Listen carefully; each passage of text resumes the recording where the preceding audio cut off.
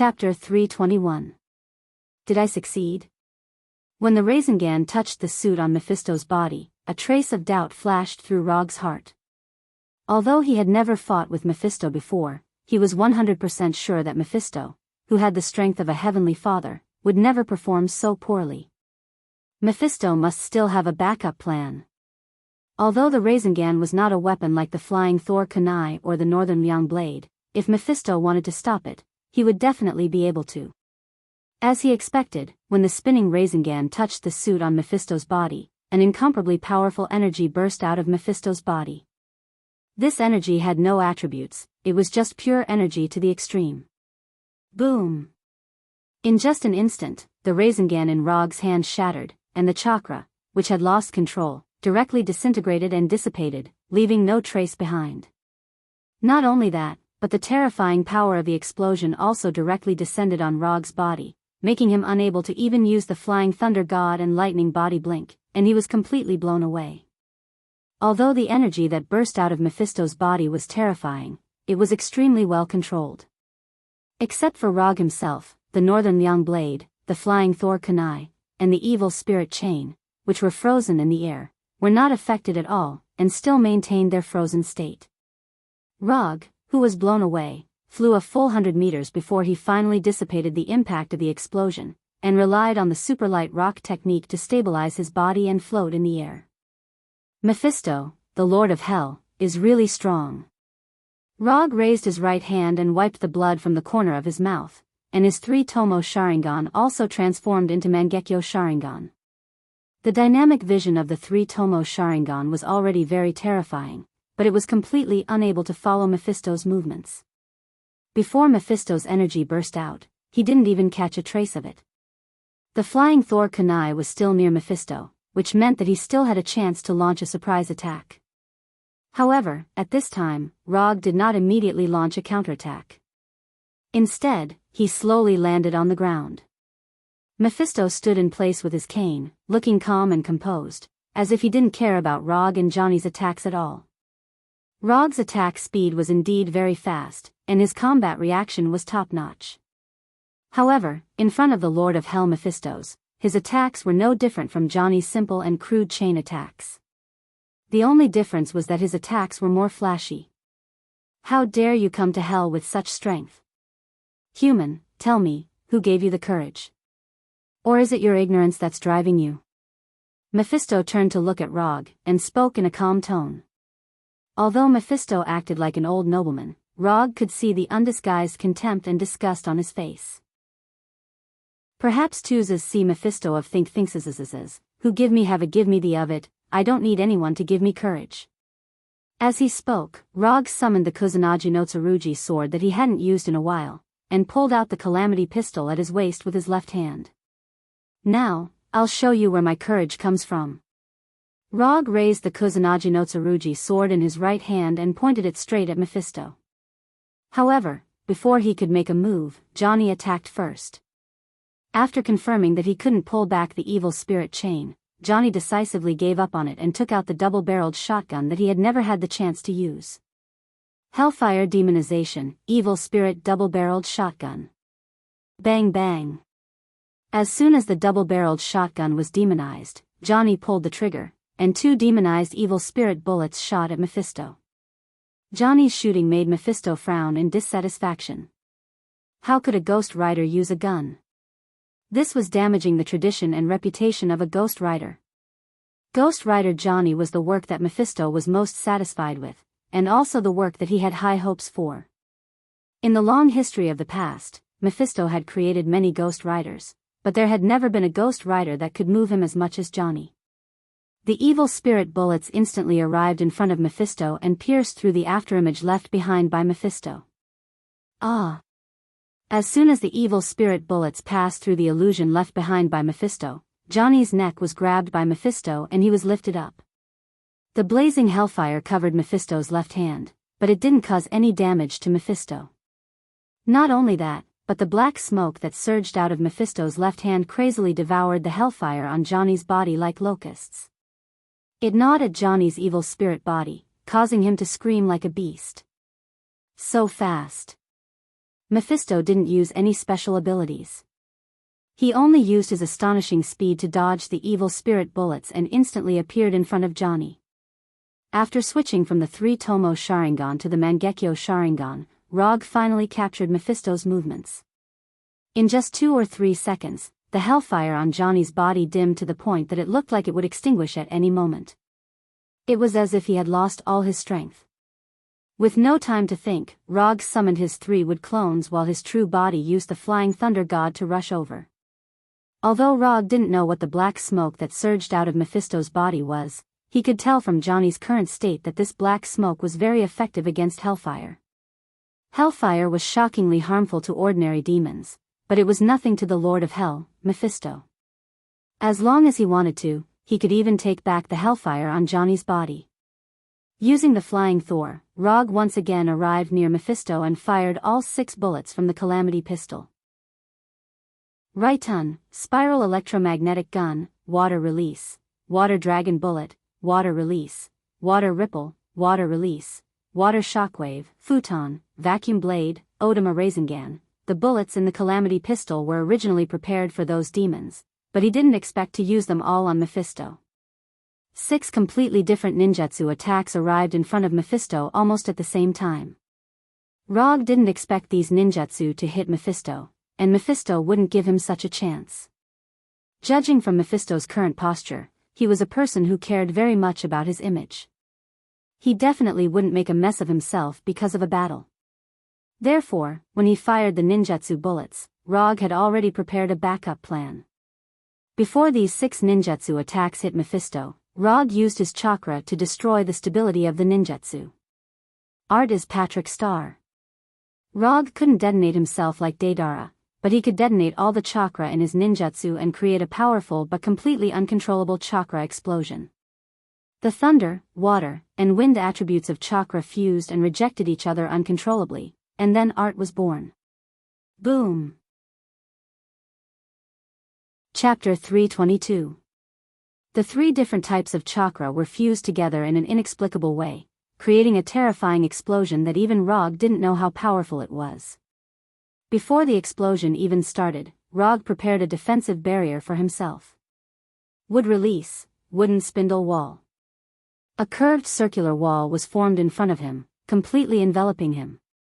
The chaotic energy storm crazily released its own energy, and the terrifying shockwave destroyed everything around it, regardless of whether it was friend or foe, and the lightning and storm that filled the sky created a doomsday scene. In addition to the energy storm formed by the different types of chakra, this sudden energy storm also inexplicably caused a chain reaction, which attracted the natural energy of hell, further increasing the power of the explosion. The black and purple color caused by the explosion became the only color in the sky, and the earth shook violently, and the terrifying energy storm destroyed everything like a supernova. The thickened wooden spindle wall created by Rogue only lasted for a short 2 or 3 seconds before it was completely broken. Even if he continuously used chakra to strengthen it, it didn't change the outcome of the wooden spindle wall being destroyed. Susanoo. The light blue Susanoo instantly took shape and surrounded him in layers. In order to ensure that Susanoo has enough defensive power, he mobilized almost all the chakra in his body, and didn't spare any energy to support the existence of Susanoo. Although the energy storm in front of him was his plan, but as the planner, he didn't expect that the fusion of different types of chakra would produce such a terrifying power. What he didn't expect was that the extreme nature energy in hell would also participate in the energy storm's revelry. If he had known that there would be such a completely uncontrollable chain reaction, he wouldn't have taken the initiative to detonate his ninjutsu. The current situation was completely beyond his expectations, and it also completely disrupted his next step. According to his plan, he should have saved Johnny after the explosion while Mephistopheles was distracted. But in this situation, let alone saving Johnny, he wasn't even sure if he could protect himself. If this energy storm didn't end, he would have to use his trump card in advance. Not only did Rogue not expect that the energy storm he created would cause such a huge chain reaction, but Mephistopheles also didn't expect it either. As the Lord of Hell, Mephistopheles knew a lot more about hell than Rogue did. So he knew more about the current situation than Rogue did. To put it simply, the energy storm created by Rog was like throwing a grenade into an arsenal full of high explosives. The grenade wasn't very powerful, but it detonated the explosives in the arsenal, and as time passed, more and more explosives were detonated. Mephistopheles didn't matter. He couldn't ignore the fact that the arsenal's explosion would directly blow up his base. This human, he really wasn't an ordinary human. More and more natural energy was being attracted by the energy storm. Mephistos even felt that all the natural energy in hell was showing signs of being awakened. If this energy storm was allowed, if was mice Mephistopheles, this was Mephistopheles. In order to maintain the order and safety of hell, Mephistopheles had no choice but to deal with this huge problem brought about by Rog. Mephistopheles casually swung his left hand, and Johnny, who had been grabbed by the neck, was flung out. He was instantly swallowed by the energy storm. Mephistopheles then stuck the black cane in his hand firmly into the ground, opened his arms, and released the energy in his body. There was originally a faint layer of energy barrier around Mephistopheles, protecting his safety and maintaining his dignity. But now, he had no choice but to give up this energy barrier that could allow him to maintain his dignity. He even had to reveal his demon true form. Small curved horns that resembled demon horns appeared on his face, and the nails on his hands began to grow longer and sharper. His skin also turned dark purple. Apart from that, his eyes shone with an orange-red light like hellfire. Without the protection of the energy barrier, cracks appeared on the classic black suit he was wearing, and his meticulous white hair had completely disappeared. The change in his appearance was just an insignificant prelude. What was truly shocking was the astonishing energy emitted from his body. Under the interference of the energy storm, Rog's chakra senses were severely disrupted. Right now, he couldn't even sense Johnny's existence or the flying thunder god's Kunashang. But it was in this situation where his senses were suppressed to the extreme that he felt a powerful force like a black hole. Profound, powerful, strange, unparalleled, Rog could not accurately describe how powerful this force was. The only thing he could be sure of was that this force could easily destroy planets and destroy the heavens and earth. Was this the true strength of a heavenly father? What a despair-inducing difference. Only now did Rog finally understand why the name of the father of gods, Odin, could spread throughout the entire universe, and why the Sorcerer Supreme, Ancient One, alone could prevent Earth from being invaded by other dimensions. Hell Lord Mephistopheles attacked with all his might, and the agitated natural energy was quickly calmed down. Without the natural energy in hell, the apocalyptic energy storm gradually weakened and finally disappeared completely. When everything returned to normal, the scene in front of Rog was completely different from before. What appeared in front of him now was a terrifying circular crater with a diameter of tens of kilometers. He and Mephistopheles were in the center of this circular crater. Although he could not see the exact height of the wall in the distance, it was extremely flat. Apart from him and Mephistopheles, who were still standing in place, everything else had flown off to who knows where, including Ghost Rider Johnny. Even the 3 wood clones that he had planned to leave behind as a backup had been completely destroyed by the energy storm. Mephistopheles did not give Rog a chance to see his demon true body. With his back facing Rog, he returned to his previous human appearance, then turned around and looked at the human who had almost caused a disaster that affected the entire hell. "Human, what's your name?" At this moment, Mephistopheles no longer had the contempt and disgust on his face. Instead, it was solemn and serious. "My name is Rog, and I'm a ninja." In addition to his name, Rog also said his profession. "Ninja? Interesting." Mephistopheles nodded with a smile, then pulled out his cane from the ground and walked 5 or 6 meters in front of Rog. He said solemnly, "Become my ninja, and I'll make you the strongest ghost ninja in the entire universe." Chapter 323. Evil Spirit Ninja? And the strongest evil spirit ninja in the universe? Rog was stunned for a moment, unable to keep up with Mephisto's train of thought. "Yes, as long as you submit to me, I can make you the strongest evil spirit ninja in the universe. After I die, you can even take over my position and become the new Lord of Hell." At this moment, Mephisto was acting like an amiable old man who had billions in assets but no suitable heir, openly tempting Rog. "Sorry, I'm quite satisfied with my current appearance. I have no intention of changing into an evil spirit for the time being." Rog tactfully rejected Mephisto's suggestion. If it wasn't for the huge difference in strength, he wouldn't even have bothered with Mephisto. The strongest evil spirit ninja in the entire universe. This title sounded very powerful, but in reality, it was meaningless. Not to mention that there was no ninja in the universe who could use ninjutsu like him. Just the fact that he was the strongest in the universe wasn't very reliable. Even Mephisto himself wasn't the strongest in the universe, let alone the evil spirits he created. Be it Ghost Rider or evil spirit ninja, they were just Mephisto's subordinates. They were naturally inferior to Mephisto himself. More importantly, the appearance of a skeleton after transforming into an evil spirit didn't match his aesthetic at all. Rog remembered that not long ago, several well-known media outlets in America had teamed up to do a survey on the most desirable superheroes to marry. If he remembered correctly, he was ranked first on this list. Furthermore, he had surpassed Captain America, who was ranked second, and Tawny, who was ranked third, with an absolute advantage. Right, it was worth mentioning that Hulk was ranked fourth on the list, even above Thor and Thor. Yes, the one who was selected was Hulk, not Dr. Bruce Banner. As for the reason for being selected, Rog wasn't very sure for the time being. "You don't like the image of an evil spirit? I didn't expect that you, who have such great power, would still care about such a superficial image. Power, eternal power that surpasses everyone. This is what existences like you and me should pursue. Appearance, image, charm, personality, these are all things that only incompetent and weak existences care about." Mephisto said in disappointment. He couldn't tolerate Rog, who had such great potential, wasting his energy on such boring things. I can only say that everyone has different pursuits. After all, I'm a human, and you're a demon, so everyone has different ideas.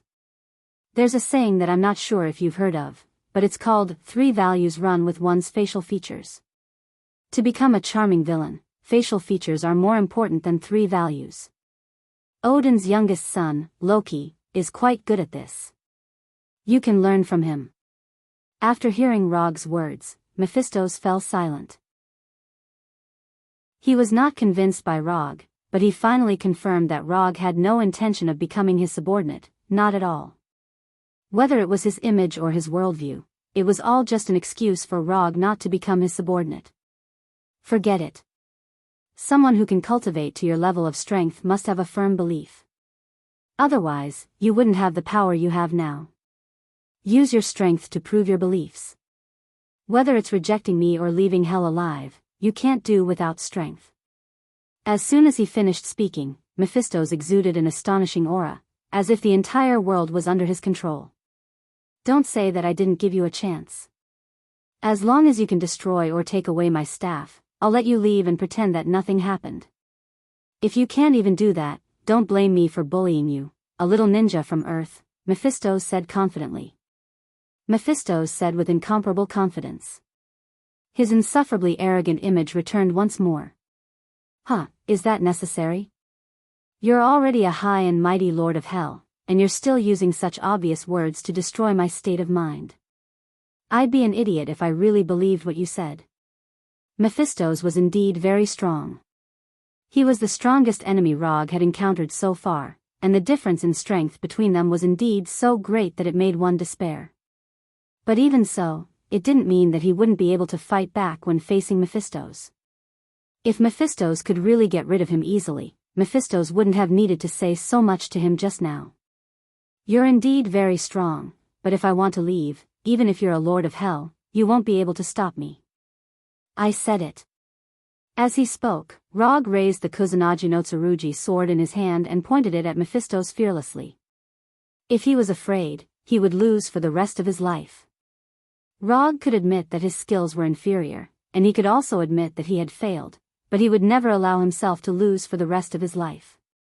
If he agreed to Mephisto's conditions today, or placed his hopes of victory on destroying and taking away the staff, he would never be able to win against Mephisto's.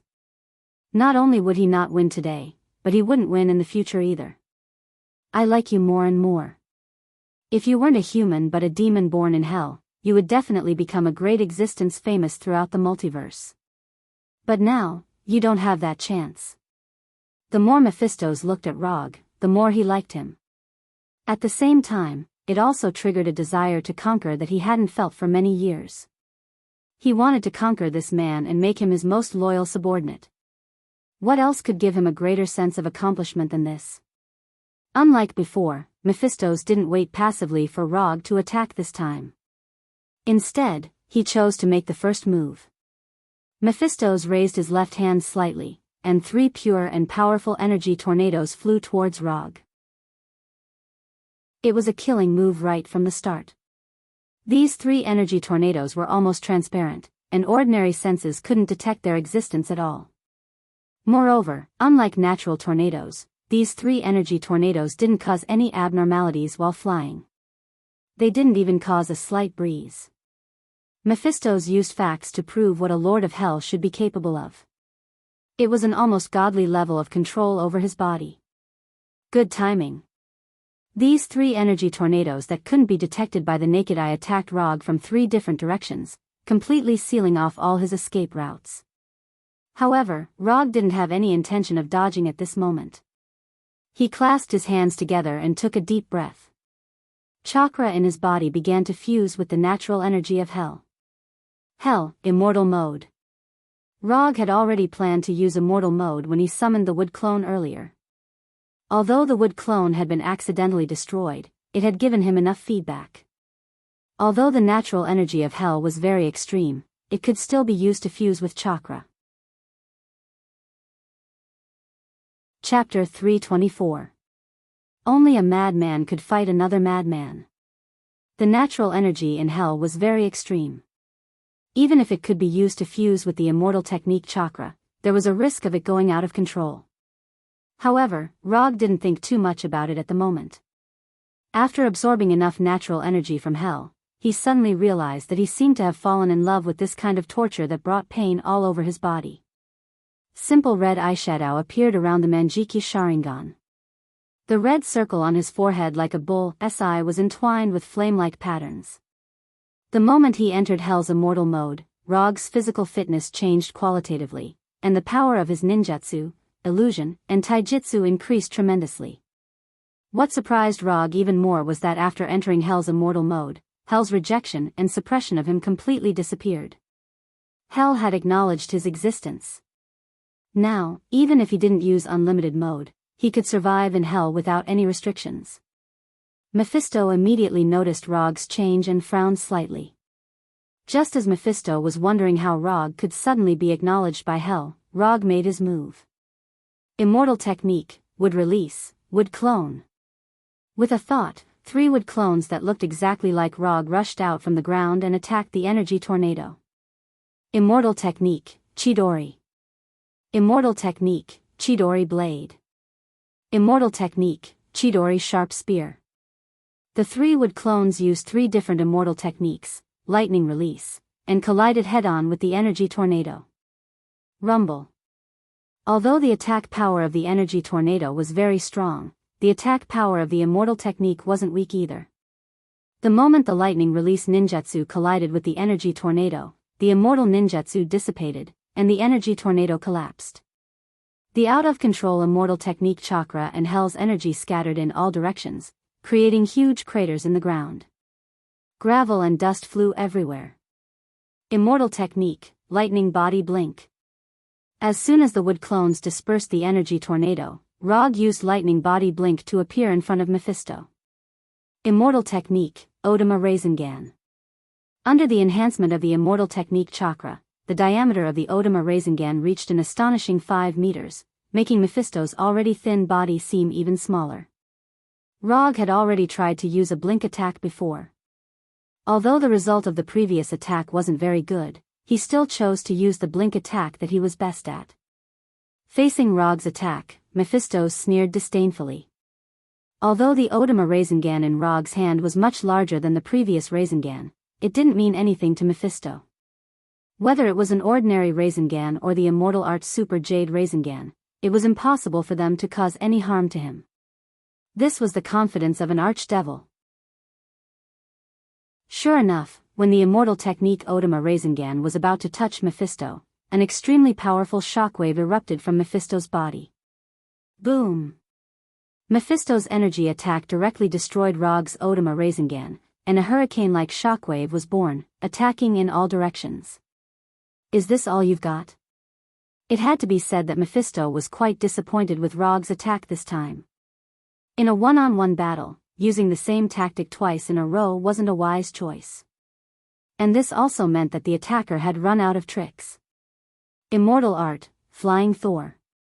As soon as Mephisto's energy attack destroyed the immortal technique Odama Rasengan, Rog left his original spot with the Flying Thunder God and instantly returned to the vicinity of one of the wood clones. Leaving the Flying Thor technique on the clones was already Rog's traditional skill.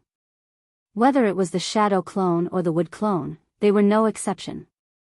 When Rog returned to the Wood clone's vicinity, Mephisto suddenly realized that there was something wrong with the number of Wood clones. One of them was missing. Rog used 3 Wood clones to neutralize the 3 energy tornadoes, and then his original body attacked Mephisto. From the beginning, Rog didn't expect his blink attack to be effective against Mephisto. Moreover, Mephisto had just experienced it once not long ago. So from the beginning, his goal wasn't to attack Mephisto, but to use the same tactic and similar moves to distract Mephisto. Don't underestimate ninjas from Earth. Mephisto didn't have time to sense the whereabouts of the other Wood clone before a Rasengan wrapped in silver-white lightning came to his back and hit him hard. Rumble. Immortal Art, Spiral Railgun. Terrifying silver-white lightning danced everywhere, and a light blue energy storm soared into the sky. The earth shook, and a blazing light occupied the entire sky. Who said that the original body couldn't feint attacks? Clones could also be the main force of the attack.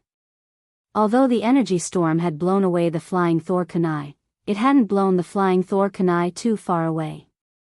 It was only a few dozen meters away from where Mephisto was now. Although the Flying Thor kunai was buried under the soil, the Flying Thor technique on it was still there. After confirming the location of the Flying Thor kunai, Rog formulated an attack strategy. In order to distract Mephisto, he could only feint attacks with the original body. The reason why he used the Odama Rasengan instead of the Rasengan wasn't because it was more powerful, but because the Odama Rasengan was bigger and easier to block vision. Moreover, the chakra turbulence after the Odama Rasengan was destroyed could further conceal the aura of the Wood clone's immortal art. After the Odama Rasengan was destroyed, the uncontrollable chakra spread around Mephisto, making it impossible for him to immediately detect the immortal art, spiral railgun behind him. As long as Mephisto didn't discover the whereabouts of the Wood clone before the Odama Rasengan was destroyed, Rog's attack this time was destined to not fail. The result was just as Rog expected. Although Mephisto noticed that the Wood clone was missing, it was too late by then. Although the immortal art, spiral railgun was very powerful, it was still unrealistic to want to kill the Lord of Hell Mephisto in one shot. Moreover, after the simple exchanges earlier, Rog could basically confirm that Mephisto was extremely adept at energy control. Mephisto, who could easily suppress a large-scale energy storm that had gone out of control, definitely wouldn't be seriously injured by the immortal art, spiral railgun. After the explosion of the immortal art, spiral railgun, dissipated, Mephisto's figure reappeared in Rog's line of sight. At this moment, the classical suit on Mephisto's upper body had completely disappeared. In its place was dark purple skin and extremely mysterious, strange patterns. Although Mephisto still maintained the appearance of a white-haired old man, his upper body had unknowingly revealed part of his demon true form. You're the first person who can make me look so pathetic in hell. I'll give you one last chance. Submit to me, or die here. As soon as he finished speaking, Mephisto's clothes returned to their original straight state, as if nothing had happened. Chapter 325. At this moment, Mephisto still looked calm and collected, just like when he first appeared. However, Rog knew that Mephisto's was angry, and it was the kind that couldn't be appeased. However, this was normal. If he had been teased by someone who was far weaker than him, he would also be very angry and want to kill that arrogant bastard immediately. I'll answer you for the last time. Don't even think about it if you want me to submit to you. Although he was not as strong as Mephisto's, Rog had no intention of kneeling down and admitting defeat. If he wanted to kneel down and admit defeat, he might as well kill him directly. At least this was simpler. After hearing Rog's answer, Mephisto's expression did not change at all, and the shocking aura he emitted disappeared. Before Mephisto's could make a move, Rog attacked first. Compared to defending and counterattacking, he preferred to take the initiative in the battle. Moreover, the enemy he was facing now was stronger than him. Defending and counterattacking would only put him further at a disadvantage. Immortal spell would release, Descent of the Tree Realm. After entering Hell's immortal mode, Hell recognized his existence and no longer suppressed him all the time. However, Hell was Mephisto's territory after all. If he wanted to fight Mephisto's in Hell, he had to create a home ground that was suitable for him to display his strength. A lush forest immediately appeared on the barren land, adding a touch of green to the somewhat monotonous land. The moment the dense forest appeared, the trees and vines in the forest came to life instantly, fighting to attack the motionless Mephistos. Although the forest formed by Descent of the Tree Realm was not a natural forest, it was more useful than a natural forest. As long as Rog needed it, all the plants in the forest could be used by him. Whether it was controlling the plants to attack or defend, or using them to restrain the enemy, it was as easy as breathing. Of course, the premise of all this was that he had enough chakra. In the face of the overwhelming trees and vines, the Lord of Hell, Mephistos, was still unmoved, as if he did not notice anything. However, when these branches and vines came within 5 meters of him, these branches and vines driven by the immortal technique chakra disintegrated instantly. This wasn't some fancy technique to control energy, but pure energy decomposition. In just an instant, these branches and vines were broken down into their most primitive atomic form and completely dissipated into the air. With Mephisto as the origin, an absolute domain with a diameter of 5 meters appeared. It wasn't that Mephistos couldn't expand the range of his domain, but in his opinion, an absolute domain with a diameter of 5 meters was enough to deal with all of Rog's attacks. Although Rog's strength was a little stronger than he had imagined, it was only a little. As long as he was in Hell, no one would be his match. Mephisto's actions might seem arrogant, but as an archdevil, he had enough confidence to be arrogant. Although the wildly growing branches and vines couldn't break through Mephisto's absolute domain, Rog still didn't stop attacking Mephisto.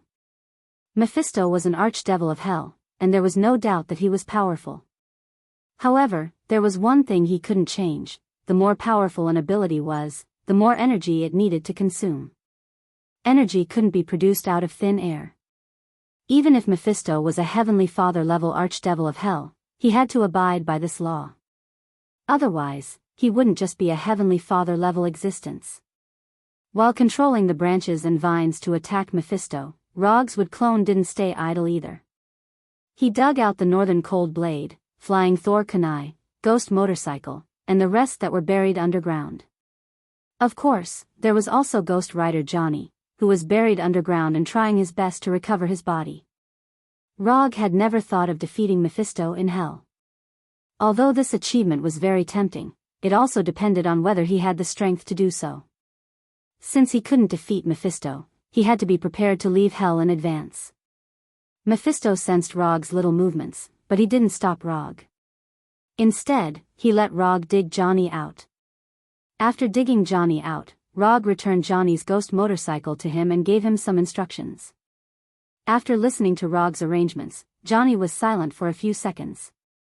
Then, he got on his ghost motorcycle and drove off into the distance without looking back. Just as Rog said, with Johnny's current strength, he couldn't do anything even if he stayed. Instead of staying here and being helpless, he might as well become Rog's backup plan for leaving Hell. After Johnny drove the ghost motorcycle far away, Rog finally stopped controlling the branches and vines. There was no way to break through Mephisto's absolute domain with just these plants produced by the immortal spell chakra. Rog knew this very well, and so did Mephisto. However, this didn't mean that Rog would give up the idea of using wood release to attack. Rog clasped his hands together, and the immortal spell chakra in his body surged out wildly. A wooden arhat that looked like an ancient titan crawled out from the ground. Immortal spell, would release, wood golem technique. In Warnerheim, Rog had also used the immortal spell wood golem technique once. But that time, his opponent was the god of storms Njord, whose strength hadn't reached the Heavenly Father level. At that time, because of the amount of chakra he used, the wooden arhat he created was only about 40 meters tall. This time, with his full strength, the wooden arhat's height exceeded 100 meters for the first time, reaching an astonishing 120 meters. Wearing a white haori, he stood on top of the wooden arhat's head and looked down at Mephisto in the forest. Compared to the wooden arhat's huge head, Rog seemed a little small. However, the aura he exuded was even more shocking than the 120-meter-tall wooden arhats. Is this your killing move? Interesting. In the forest, Mephisto looked up at Rog and revealed a mysterious smile. Mephisto could clearly sense the unbelievably majestic immortal spell chakra in the wooden arhat's body. He also knew very well that controlling such a tall creation required a huge amount of energy. Although the wooden golem Rog created was very shocking, if he guessed correctly, Rog wouldn't be able to maintain this state for long. After looking up at Rog for a few seconds, Mephisto raised his staff slightly, and the natural energy in hell surged towards him. Under Mephisto's control, the forest Rog created was quickly disintegrated, and in its place was a rising demon puppet that was 100 meters tall. With curved horns, bat-like wings, and a triangular tail, Mephisto created a demon puppet that looked exactly like the demons in the legends. Chapter 326. Immortal Spell Wood Golem vs. Demon Golem. Mephisto didn't make the demon golem too big. Instead, he kept it the same size as Wood Arhat. I'll use your attack style to defeat you head-on. Rog didn't know if Mephisto was thinking the same thing, but when he saw Mephisto standing on top of the demon golem's head, he took the initiative to attack. Wood Arhat, who looked like an ancient titan, swung his right fist and punched the demon golem's head directly. As soon as Wood Arhat swung his right fist, the demon golem also swung his right fist. Boom! Two incomparably huge fists fiercely collided together, forming an extremely strong shock wave.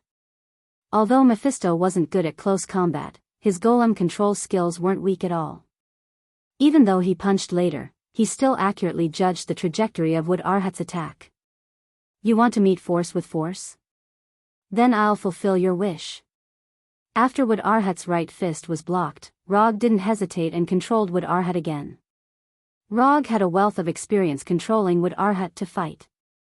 He even summed up a set of fist techniques that belonged to Wood Arhat. Praise the Namo Gatling Bodhisattva fist technique. 3,600 revolutions in a breath. Oiler. Under Rog's control, the astonishingly large Wood Arhat transformed into a crazy punching machine. The huge fists hit the body of the devil puppet made of mud and stone like missiles. At this moment, all the fighting techniques disappeared from Rog's mind. The only thing he knew now was to use Wood Arhat's fists to beat the demon golem continuously. Wood Arhat's sudden outburst made Mephisto frown unconsciously. The energy in his body surged wildly. While repairing the demon golem's body, he also began to counterattack fiercely. The 100-meter-tall Wood Arhat and the demon golem were like boxers in the ring, attacking the enemy in front of them crazily. Broken wood and stone flew everywhere and fell to the ground like meteors. The shockwave produced by the collision of the fists exploded with a loud sound like a sonic boom. The fight between Wood Arhat and the demon golem created artificial earthquakes. The ground shook violently, and spiderweb-like cracks could be seen everywhere. On the surface, this was a fight between Wood Arhat and the demon golem. But in reality, this was Rog and Mephisto's energy confrontation. Whether it was controlling Wood Arhat to fight the demon golem or repairing their injured bodies, it required a huge amount of energy. As long as one side's energy was depleted, this earth-shattering fight would come to an end. As a Heavenly Father-level Lord of Hell, Mephisto's had an absolute advantage in terms of energy reserves. Whether it was the energy stored in his body or the natural energy that he could mobilize, he was far superior to Rog. So even if the demon golem was weaker, he wasn't worried at all.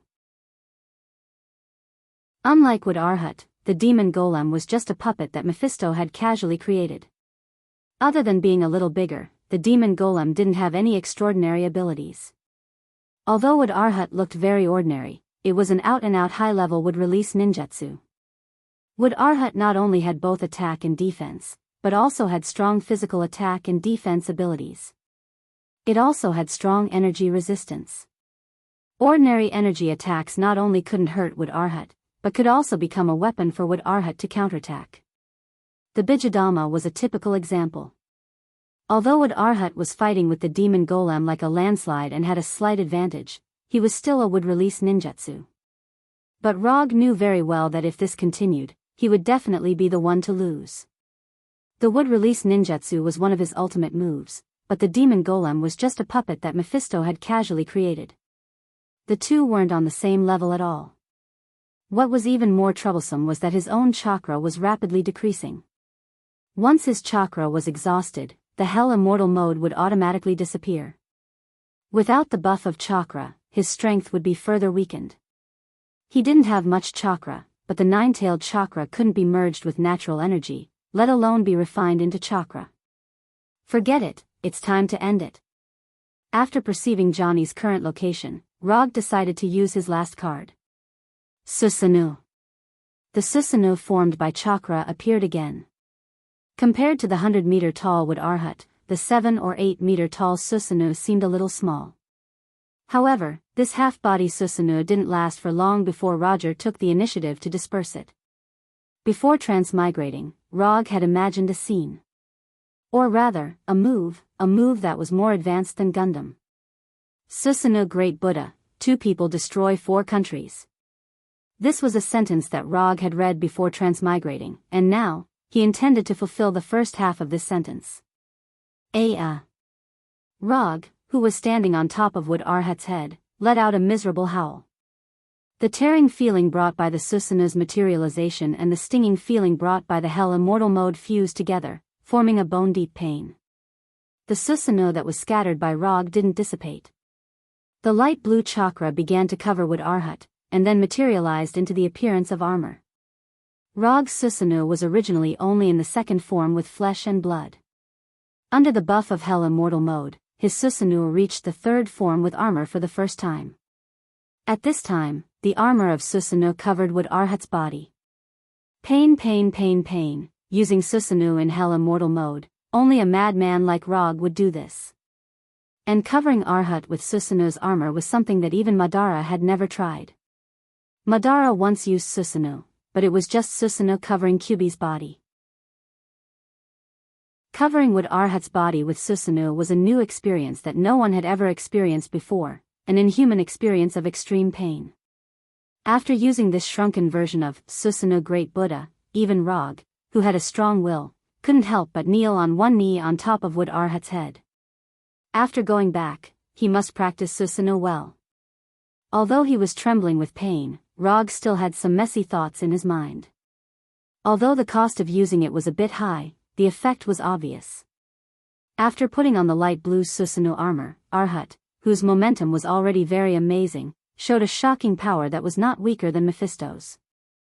Susanoo Great Buddha. This was Rog's real trump card. When Arhat transferred the Susanoo armor, Mephisto's face finally became dignified, and he looked at Rog very seriously. Chapter 327. Although the battle didn't last long, Mephisto realized that Rog was more difficult to deal with than he had imagined. Or rather, he was more pleasantly surprised.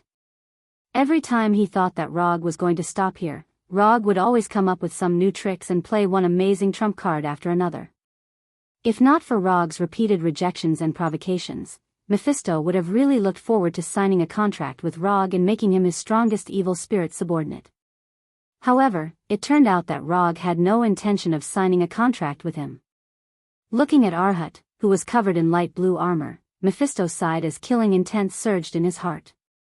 Kill Rog, force his soul to stay in hell, and then transform his soul into an evil spirit. Since Rog was unwilling to accept his good intentions, Mephisto could only use some forceful means. Killing intent flashed across Mephisto's body, but Rog's sharp senses picked it up. He wasn't surprised by Mephisto's decision. If he were Mephisto, he would have made a similar decision. Although he said that, he had no intention of giving up. He had already used his trump card, the Susanoo Buddha, so there was no need to consider anything else. With a thought, Arhat, who was wearing the Susanoo armor, attacked again. Boom, boom, boom, boom. With the Susanoo armor, the wooden Arhat's attack power and defense power have been significantly improved. Although Arhat's body didn't change at all, his punches now were stronger than the previous dozen punches combined. Left hook, right hook, straight punch, forward punch, 1-2 combo. At this time, the wooden Arhat was like an invincible boxing champion in a boxing ring. Punch after punch landed on the demonic puppet's body, forcing it to retreat step by step. Although Mephisto's controlled the demon puppet to counterattack, the Susanoo armor on Arhat's body was like an absolute defense, blocking all of the demon puppet's counterattacks. In just a few seconds, huge spiderweb cracks appeared on the demonic golem's body.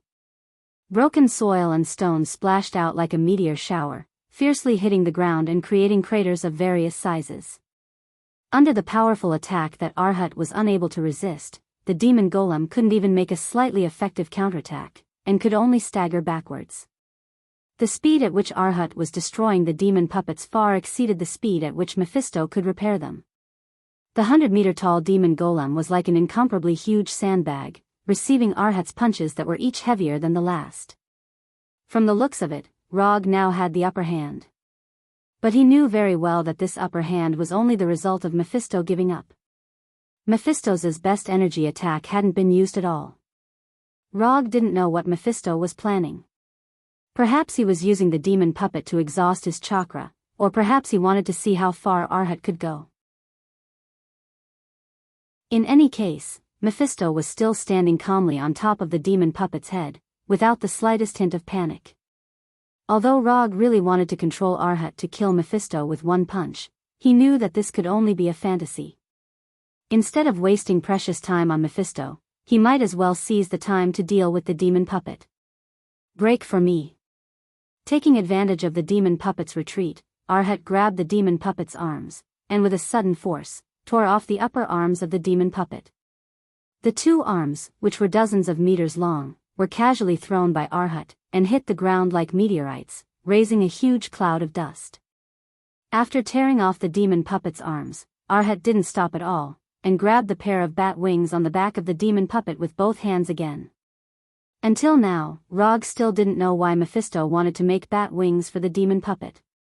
A demon puppet made of mud and stone obviously couldn't fly, so this pair of huge bat wings didn't have any practical use other than making the demon puppet look more like a legendary demon. Given Mephisto's experience, he shouldn't have wasted his energy to make a pair of useless bat wings. Although he couldn't understand what Mephisto was thinking, Arhat still grabbed the demon puppet's bat wings with both hands, and tore off the wings that were more than 200 meters long. At this moment, Mephisto's demon puppet was only left with its main body and head. When Rog controlled Arhat to throw away the huge bat wings in his hands, he suddenly realized that Mephisto, who was standing on top of the demon puppet's head, had a meaningful smile on his face. Not good. Years of battle experience made Rog acutely sense that something was wrong, and he planned to control Arhat to retreat some distance. However, it was all too late. When the pair of demonic bat wings were thrown to the ground, an irregular pentagonal barrier suddenly formed. The demon puppet's arms, bat wings, and torso formed the 5 fulcrums of the pentagon, and crimson energy soared into the sky. Although this pentagonal barrier wasn't very neat, it still firmly surrounded Log and the wooden Arhat. Was this Mephisto's plan? Sizing up this crimson pentagon, Rog sighed helplessly. Those who could make a name for themselves in the multiverse were indeed not easy to deal with. Mephisto seemed to be helpless against Arhat, who was wearing the Susanoo armor, but in fact, everything was going according to his plan. After trapping Rog with the pentagon, Mephisto didn't say anything, and only silently raised his right hand. The next second, the sky changed color, and the entire world turned from day to night. At the same time, the natural energy in the air boiled like boiling water, and the aura of destruction and death enveloped the entire world. At this moment, Rog, who was standing on top of Arhat's head, suddenly felt like he was against the entire world. The will of hell, which had acknowledged his existence, instantly disappeared without a trace. It was as if it had never existed in the first place. The sudden phenomenon of heaven and earth also attracted the attention of the demons in every corner of hell. Johnny, who was driving the ghost motorcycle at a crazy speed, also couldn't help but stop at this moment, and turn back to look at the battlefield where Rog and Mephisto were. Could he really make it here in time? Looking at this phenomenon that almost covered the entire hell, Johnny couldn't help but worry for Rog. Don't worry, he's Rog. You just have to carry out his plan properly. Blackie's voice sounded beside Johnny. When Johnny left, Rog handed Blackie, who couldn't be put into the medium scroll, to Johnny, and let him leave with Blackie. I hope so. As soon as he said that, Johnny started the ghost motorcycle again, and sped off into the distance like a flaming meteor. Chapter 328. Rog tried to use the Susanoo Buddha to quickly end the battle, and Mephisto happened to have the same idea. However, unlike Rog, Mephisto's preparations were more covert. First, he trapped Rog with a pentagonal barrier, and then used an energy storm to directly destroy Rog's existence. As long as Rog died, Mephisto would be able to control his soul at will. When the time came, not to mention transforming Rog into an evil spirit, it wouldn't be a problem to completely turn Rog into a demon. Apart from Johnny, it had been a long time since Mephisto had seen a soul like Rog's that could move him. No, this was an existence even more precious than Johnny's soul. Johnny the Ghost Rider was just one of his test subjects. He couldn't compare to Rog at all. A strong desire erupted in Mephisto's eyes, which made Rog, who was standing on Arhat's head, involuntarily feel a chill. It wasn't a good experience to be sized up by a male creature like this. The natural energy in the air was still boiling wildly. Before long, this natural energy would transform into a terrifying energy storm that would completely destroy Rog and Arhat. Although he had fallen into Mephisto's meticulously prepared trap, Rog still had no intention of giving up. It wasn't the first time he had been trapped by a barrier. Although he didn't know magic, he had his own way of cracking barriers. No matter what the principle of a barrier was, or how effective it was, at the end of the day, a barrier was just a barrier. And barriers could be broken with brute force. When Mephisto prepared the energy storm to kill Rog in one fell swoop, Rog took a deep breath and unleashed all the chakra in his body. At this point, there was no need to continue maintaining chakra. And even if he used up all his chakra, he still had the nine-tailed chakra. Although that would cause him to directly exit Hell's immortal mode, he couldn't care less at this moment. Mephisto immediately noticed Rog's actions, but he didn't take Rog's actions to heart. In his opinion, this was just Rog's desperate struggle. No matter what Rog did, he wouldn't be able to change his fate of dying in the barrier. This pentagonal blood-colored barrier was the tomb that Lord of Hell Mephisto had specially created for him. Under Rog's full power, the chakra in his body roared out like a flood. A massive amount of chakra gushing out of his meridians, leaving visible bloody marks on his body. As soon as the bloody scars that covered his entire body, the immortal's body recovered. Destruction and rebirth had reached a different balance's body to achieve a balance. And Rog didn't care about the pain coming from his body. At this time, he was already tortured to death by the pain of using Susanoo in Hell's immortal mode. Adding some additional pain to the already bone-deep pain naturally wasn't a big deal. The wooden Arhat's right hand was raised high, and an immortal art super jade Rasengan that was even bigger than the wooden Arhat's body appeared in his hand. The 7th Hokage Naruto used countless facts to prove one thing, that is, there is no enemy that can't be defeated by a Rasengan. If there is, then another Rasengan. If you can't defeat the enemy with a Rasengan, then it can only mean that the Rasengan you made wasn't big enough or strong enough. What Rog wanted to do now was to use facts to prove the 7th Hokage's point of view once again, and add a new record to the Rasengan's Rasengan tactics. Under Rog's full power, a huge Rasengan with a diameter of 300 meters was born. This superhuge immortal art super jade Rasengan spun wildly, and the flow of chakra even set off an equally huge super tornado. When this immortal art super jade Rasengan was formed, Rog still didn't stop, and covered it with the power of hellfire. In addition, he also mobilized a part of the Kyubi chakra and forcibly integrated it into this immortal art super jade Rasengan. The original blue and white immortal art super jade Rasengan also turned red and blue after the fusion of hellfire and Kyubi chakra. Outside the crazily spinning chakra, there was also a crazily spinning orange-red hellfire. Mokutan, Sage Mode, Susanoo, Super Jade Rasengan, Hellfire, Kyubi chakra. If these things combined couldn't break Mephisto's pentagonal blood-red barrier, then Rog didn't need to think about anything else, and could just accept his fate and wait for death. Wooden Arhat originally didn't have the ability to use ninjutsu, but the possession of Susanoo gave him the possibility of using ninjutsu. This unprecedented immortal art super jade Rasengan that fused many kinds of power was, to a certain extent, the limit of what Rog could currently use.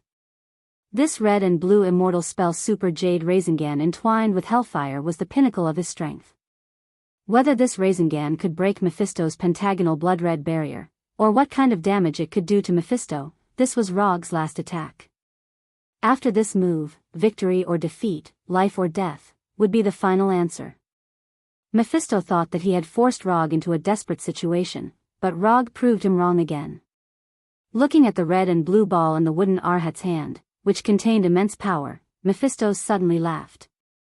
This kind of aura, this kind of willpower, this was an opponent worthy of him taking seriously. Only this kind of existence can become the sharpest weapon in my hands, and bring the glory of hell to the multiverse. Rog, I want you. Mephisto suddenly shouted, not caring about his image as a superior lord of hell. You can't. After hearing Mephisto's shout, Rog replied calmly. Then, the 100-meter-tall wooden Arhat suddenly exerted strength in his legs, and his entire body leaped high into the air, directly pouncing on Mephisto. The pentagonal blood-red barrier had 5 fulcrums, and these 5 fulcrums were the key to the barrier. Rog wouldn't choose any of the other fulcrums to break the barrier. He would only attack the fulcrum where Mephisto was. When Wooden Arhat, who was holding the immortal art super jade Rasengan, leaped high into the air, Mephisto also raised the black staff in his hand. The silver-white skull staff pointed directly at Rog, who was above Wooden Arhat's head.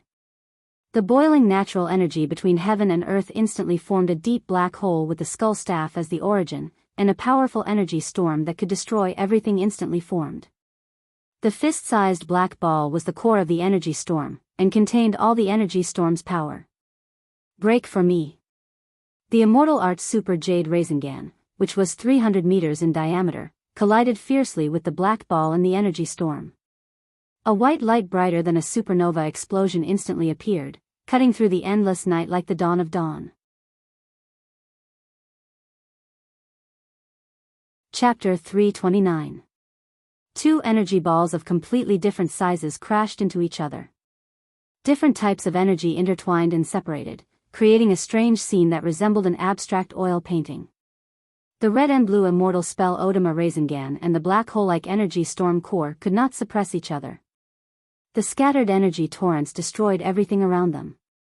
Lightning raged, flames danced, hurricanes roared, gravity turbulence, all sorts of natural phenomena, both common and uncommon, played out one after another. It was like an apocalyptic disaster, but also like the birth of a new world. When the immortal spell Odama Rasengan collided with the black hole-like energy core, what happened next was no longer something Rog and Mephisto could control. At this point, even if they wanted to stop, it was already too late. They were the ones who had created this scene, but they could not decide the final outcome. Unless one side ran out of energy, or the balance between the two was broken, this phenomenon could only come to an end. Time flew by, but now it felt like an eternity. The short span of 2 to 3 seconds felt like a century or two to him. Under Rog and Mephisto's anticipation, the balance between the immortal spell Odama Rasengan and the energy storm core was finally broken. An indescribably terrifying explosion erupted. Unlike normal energy explosions, this one was strangely quiet, as if someone had pressed the mute button. It was so quiet that it made one not know what to do. On this devastated land, a ball of light that resembled the sun slowly rose. The blazing white light became the only color in the entire world. Boom! When this orange-red ball of light spread to the horizon like the sun, the long-awaited explosion sounded. It was as if a crack had been torn in the sky. The vast land welcomed an unprecedented earthquake, and the natural energy in the air was swept away. The moment the immortal spell Odama Rasengan and the energy storm core exploded, Rog connected to the flying Thor on the ghost motorcycle. He broke through the restrictions of space and appeared behind Johnny in an instant. Run, full speed ahead.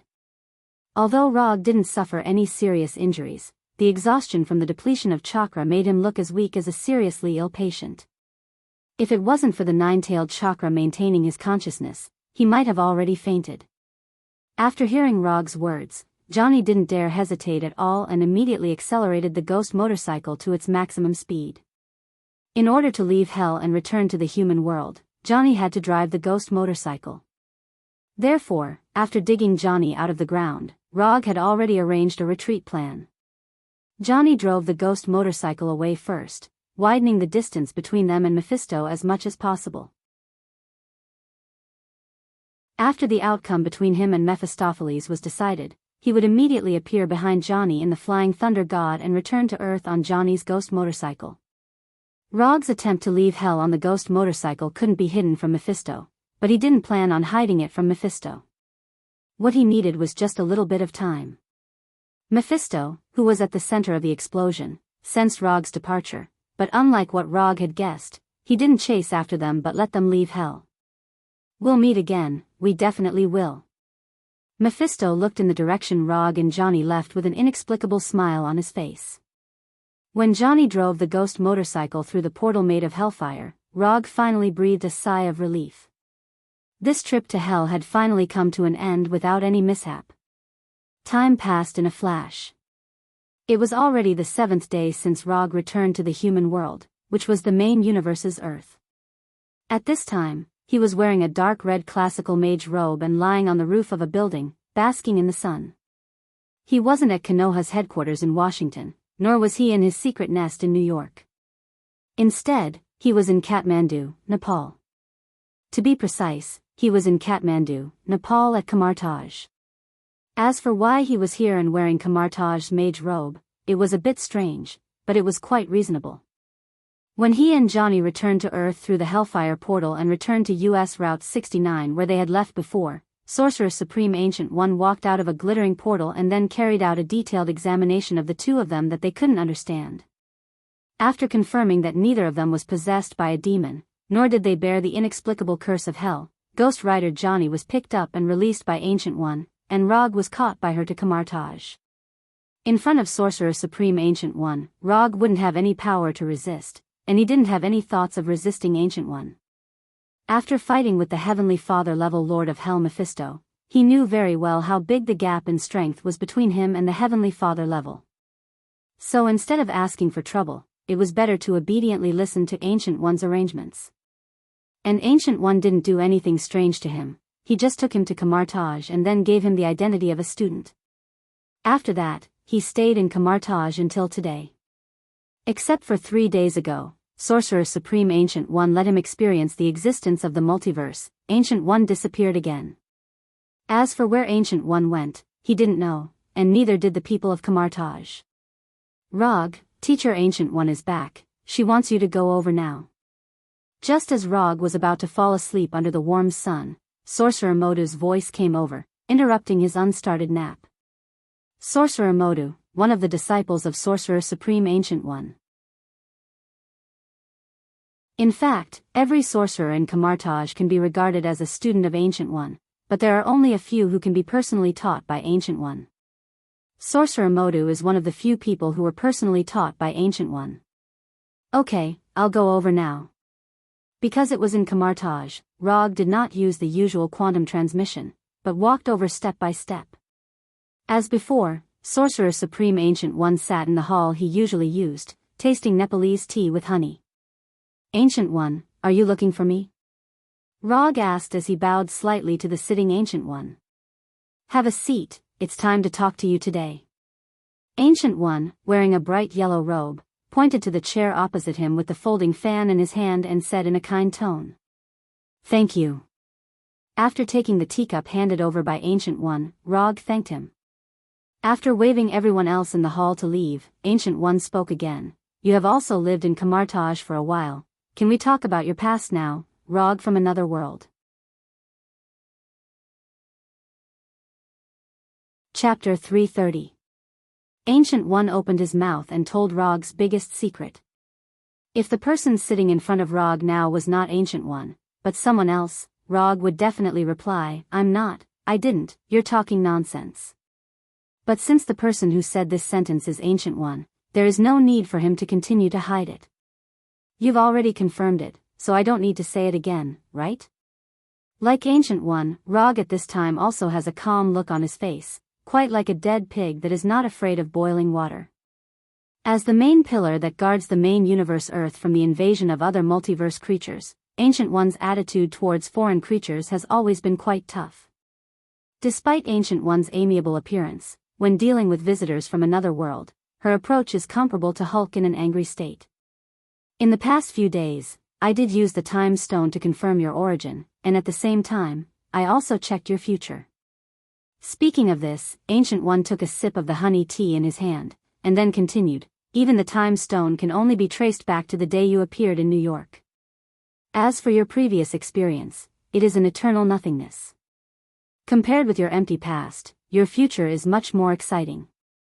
Hearing this, Rog also raised a strong curiosity, curious about what kind of future Ancient One saw. "Can I ask about the future you saw? I don't mind if you spoil my future in advance." Although the future is not static, and every decision made now may affect the future outcome, Rog still wants to know what kind of future Ancient One saw. "Of course, although your future has tens of millions of endings, in the final analysis, it can basically be summed up into two categories. If it was any other time, Ancient One would never talk about the topic of the future with people, let alone tell them what he had seen. However, Rog, who is sitting in front of him now, is an exception, the only exception. As for whether this is related to Rog's identity as a traveler, only Ancient One himself knows. The first kind of ending is, you die. After hearing Ancient One's answer, Rog was stunned for a moment before he reacted. Ancient One definitely doesn't mean that he died normally. After all, he can't have eternal life. Since it wasn't a natural death, the answer was obvious. With his personality and the suicidal thoughts he had from time to time, he must have died in some battle, at the hands of some person or existence. "May I ask who killed me the most?" "Slayer Lord." Ancient One gave an answer that he had expected. However, he was curious about one thing. If he remembered correctly, Thanos, who didn't collect all the Infinity Stones, would only have the strength of Yation's father level. If Rog's judgment was correct, his current strength should also be at the level of an inferior Heavenly Father. He was slightly stronger than the Earth's God level, but weaker than the Heavenly Father level, so it was not an exaggeration to say that he was a lesser Heavenly Father level. He now has control of the reality gem, so when he faces Thanos in the future, he will not face Thanos who has collected all the Infinity Gems. A Thanos who hasn't collected all the Infinity Stones is actually the one who has killed him the most times, which is a bit interesting. What about the second kind of future? Rog didn't ask how he died in the hands of Thanos, because it didn't make any sense. A misjudgment in the battle may lead to his own death, and there will be a lot of future extensions, so there is no need to ask. You should have an answer to the second kind of future long ago. After all, this is your goal all along. You have become a god, you have become the god of ninjas who is famous in the multiverse. Starting from human beings, you have ascended the throne and become a true god. I don't know why, ascending the throne, which sounds very awesome, when said by Ancient One, is like congratulating you on your graduation, it seems so ordinary. I understand, my future is either to become the god of ninjas, or to die on the way to becoming a god. Anyway, there won't be any ordinary ending. It's pretty good, at least the whole life looks quite wonderful. Sorcerer Supreme Ancient One didn't tell Rog's future in advance, it was better to let him understand the real choice in his heart. Your future, I spoiled it to you in advance, so shouldn't you introduce your past? Equivalent exchange. Although Ancient One is not an alchemist, there are some principles that are common to both mages and alchemists. I am indeed not from this world. The reason why I came here is actually an accident. According to the plan, the world I should go to is a ninja world. For some reason I don't know, I came here and became a ninja. You should know the next thing, so I won't say much. Rog briefly explained why he had transmigrated to this world. Although this explanation seems to say nothing, it is the truth. Thank you for your honesty, although I don't know what kind of world the ninja world you are going to is, but since you are here, this may be the real arrangement of fate for you.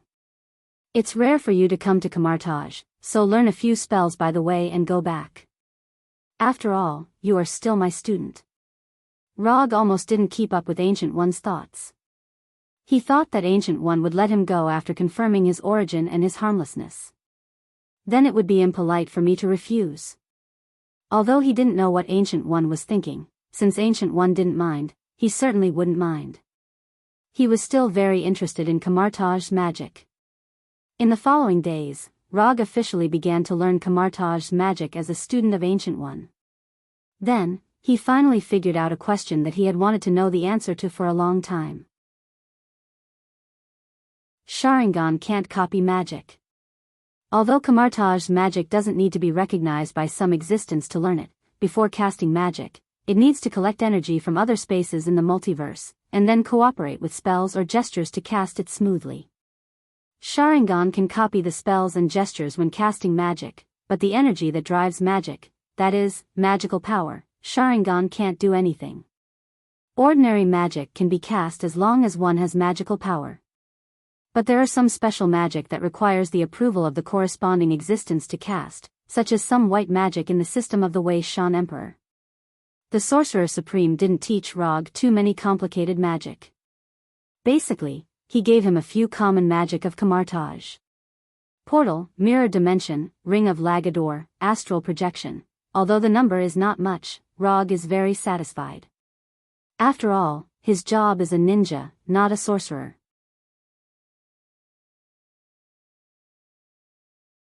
Chapter 331. Sorcerer Supreme Ancient One obviously took this into consideration and didn't let him learn too much magic. Although Sharingan can't directly copy magic, with the help of Sharingan, Rog's magic learning journey can be said to have progressed by leaps and bounds. In less than a week, Rog skillfully mastered the 4 magic spells taught by Ancient One and received his first magic tool, the Hanging Ring. The Hanging Ring is a necessary prop to cast the portal magic. Even Sorcerer Supreme Ancient One needs the Hanging Ring when casting the portal magic. Since the Hanging Ring is so important, the cautious Rog certainly won't only receive one. Under the puzzled gaze of Modu, Rog directly applied for 5 hanging rings and added the Flying Thor technique to each hanging ring. Only a cautious ninja can become the god of ninja. Ancient One originally arranged other magic tools for him, but he didn't know if it was because he wasn't a pure sorcerer, but he didn't get any of the magic tools.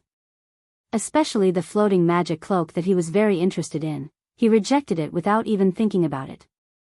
Well, it seems that this cloak with the ability to fly and self-consciousness is destined to belong to Dr. Strange. After living and studying in Kamartaj for a month, focusing on some knowledge about magic and the multiverse, Rog left Kamartaj and used the portal magic to return to Konoha's headquarters in Washington. Before leaving Kamartaj, he thought about it seriously, and finally told Ancient One about the possibility that Cassius might fall into the arms of Dormammu. Everyone has their own destiny, just like you came to this world. For Cassius' future, Ancient One only replied to him with an ambiguous sentence. Since Ancient One said so, Rog naturally didn't continue to worry about anything. He said goodbye to Ancient One and Modu and returned to Konoha. Although it hasn't been long since he left Konoha, when he walked out of the golden portal, he suddenly felt like he had returned home. After letting Hinata inform the news of his return, Rog returned to his office, leaned back in his chair, and sighed. After fighting Mephisto, the Lord of Hell, he finally understood the difference in power between him and a heavenly father. His fight with Mephisto seemed to have ended in a draw, but he knew that he had already lost. That unprecedented immortal spell, Super Jade Rasengan, was the limit of his current power, and the core of the energy storm created by Mephisto was obviously just an ordinary ultimate move. If he hadn't immediately left hell on Johnny's ghost motorcycle, he would have been the one to die in the end. Aside from figuring out the difference in strength between himself and the Heavenly Father tier, his other gain was that he had roughly deduced the limits of the system. Without adding in other factors, the Heavenly Father level should be the limit that the system could reach. In other words, the immortal of the six paths had the power of a Heavenly Father. If he wanted to break through the Heavenly Father level and obtain universe level or multi-universe level power, he had to create his own path of ninja based on the foundation provided by the system, which was different from Sennin Rikudo's path of ninja. Using the ninja power of the Naruto world as a foundation, integrating the power of the Marvel world, and finally creating his own path. This was the path that belonged to him as the god of ninja. This seemed difficult, but he had already started part of it unconsciously. If the spiral electromagnetic gun opened the way for him to develop his own ninjutsu, then Hellfire Release and Hell Mode were equivalent to opening the door for him to integrate the power of two worlds. As for what was behind the door, and what kind of scenery there would be, he didn't know yet. Forget it, he didn't want to think about it. Anyway, this world wouldn't be destroyed for a while, and he still had a lot of time to slowly think about his future. Thinking of this, he opened the system's property panel and took a look. Unspent ninja coins, 230. Johnny's commission was judged to be completed by the system, and the corresponding ninja coins reward has been sent. Looking at his current unspent ninja coins, and looking at the various icons on the exchange page, he closed the system with some helplessness. I'm still too poor, work hard, work hard. Because he had already rested in Kamartaj for a while, after returning to Konoha, he didn't intend to continue to rest, and directly opened some of the documents and commissions that he had accumulated before. Just as he browsed through the commissions registered by Hinata, he saw two familiar names. The client was Tawny Stark, and the content of the commission was to rescue the kidnapped Banner Bruce. What's going on? Banner was kidnapped? Why did Tawny commission through this channel? Hinata, what's this commission about?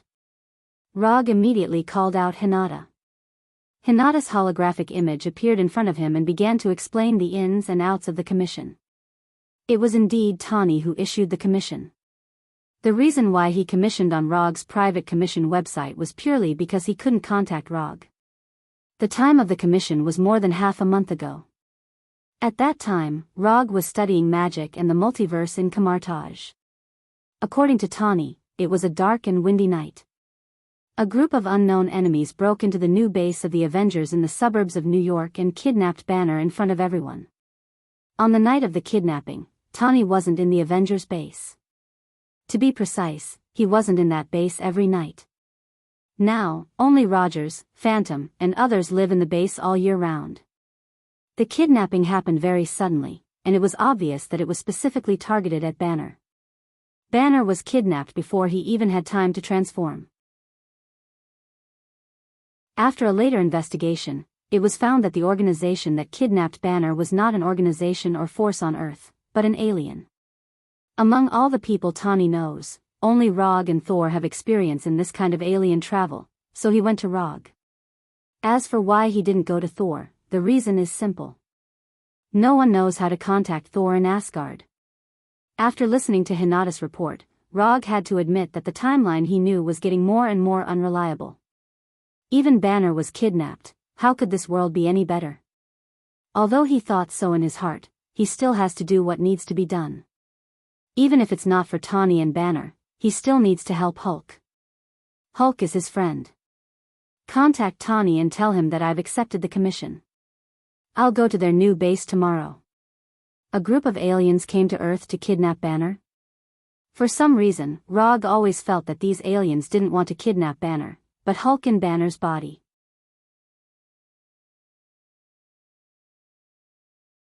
Chapter 332. Although Banner is a genius scientist with 7 doctorates, Rog doesn't think that an alien organization will come to Earth to kidnap him. Banner's doctorate is based on the scientific and technological civilization of Earth. Separated from the civilization of Earth, the role that Banner can play will not be so great as to require a special kidnapping. Therefore, compared with the intellectual Banner, Hulk's value is obviously greater.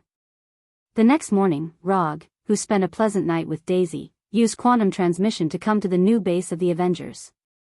He wanted to open the portal, but he had never been to the new base of the Avengers and he couldn't build a clear picture in his mind and couldn't create a stable enough portal. When the aurora-like brilliant light disappeared, the scene in front of Rog became a 2-story white base. As soon as he appeared, a guard with live ammunition rushed up and aimed their weapons at him. "Relax, I'm here for Tawny." After discovering that the person who came was Yondaime Rog, the guards put down their weapons and took him to a reception room in the base. It didn't take long for Tawny, wearing an expensive custom-made suit, to come to him with Rogers and others. In addition to the old faces such as Black Widow and Hawkeye, he also saw several newcomers who were not particularly familiar with them, including Colonel Rhodes, whom he had met once. Colonel Rhodes, the War Machine, Sam the Falcon, and Scott the Ant-Man, who didn't look very smart but actually had a master's degree in electrical engineering. When he was at Konoha's headquarters yesterday, Rog took the time to look at the recent development of Avengers. Since the Seoul incident caused by Ultron, Avengers has been a lot more low-key, or rather, a lot more low-key on the surface. After suffering several losses in the mouth of the media and public opinion, Avengers finally learned to act in a low-key manner. This includes but is not limited to Tawny's direct acquisition of several news media and newspapers. It seems that you have been developing well recently. Not only have you added several new members, but you have also inherited the legacy of S.H.I.E.L.D. very well. Not bad, well done. S.H.I.E.L.D. has been officially disbanded since the helicarrier incident in Washington. Most of the intelligence network and intelligence personnel were absorbed by Konoha, while the operational personnel and logistics support were absorbed by the replicas. In a sense, S.H.I.E.L.D. was dismembered by Konoha and Fu Lien. The guards just now had a very obvious S.H.I.E.L.D. style. If nothing unexpected happened, they should be former S.H.I.E.L.D. agents. Enough with the pleasantries. Banner has been kidnapped for more than half a month. We need to rescue him as soon as possible. None of us have any experience in extraterrestrial operations, so if you don't mind, I hope you can lead the rescue team this time. Tawny sat on the sofa opposite Rog and said with a serious face. Obviously, before Rog arrived, the Avengers had already communicated in advance. Just by looking at their current attire, one could tell that they were ready to set off at any time. Except for Tawny and Colonel Rhodes, who did not wear Iron Man armors, everyone else was basically dressed for action. Of course, Illusions were an exception. The clothes on Illusions were all changed by him, so things like operational attire have no meaning to him. Well, I'll interrupt you for a moment. You may be underestimating the danger of extraterrestrial operations. To put it bluntly, all of you here, except for Illusions, don't have the ability to act on extraterrestrial planets. Rog was not deliberately attacking the members of the Avengers, he was just telling the truth. Let's not talk about whether you have a spaceship or not, just the strange natural environment on an extraterrestrial planet may kill you. Although not every planet is unsuitable for human survival, but to be honest, the human body is really fragile. On the Earth, this may not be obvious, but once you leave the Earth and face an extraterrestrial race, this will be particularly obvious. So my suggestion is that I will go alone to rescue Banner. As soon as Rog finished speaking, there were several objections on the opposite side. Among them, the most intense objection was not from Tawny, nor from Captain America, but from Black Widow Natasha. Of course, Tawny and the others also considered what Rog said. For this reason, Tawny also specially designed equipment to fight in an extraterrestrial environment. It's just that they haven't really left the Earth after all, so they haven't considered many situations. And more importantly, Rog obviously doesn't want to take so many people to rescue Banner. After a few minutes of internal discussion, Tawny finally gave their reply. We may not be suitable for extraterrestrial operations, but Illusions doesn't have any concerns in this regard. He can go with you. Although Illusions looks like a human being, he is not a real human being after all. No matter how harsh the environment is, Illusions can survive. In their internal plan, Illusions is also the first choice for this operation. However, their proposal was directly rejected by Rog. Illusions won't work. Taking illusions to rescue Banner will only increase the difficulty of the rescue. Why? It was not Tawny who asked, but Rogers of the American team. The reason is very simple. There is a very powerful madman in the universe who is collecting infinity stones, and the one on Illusion's head happens to be one of the targets.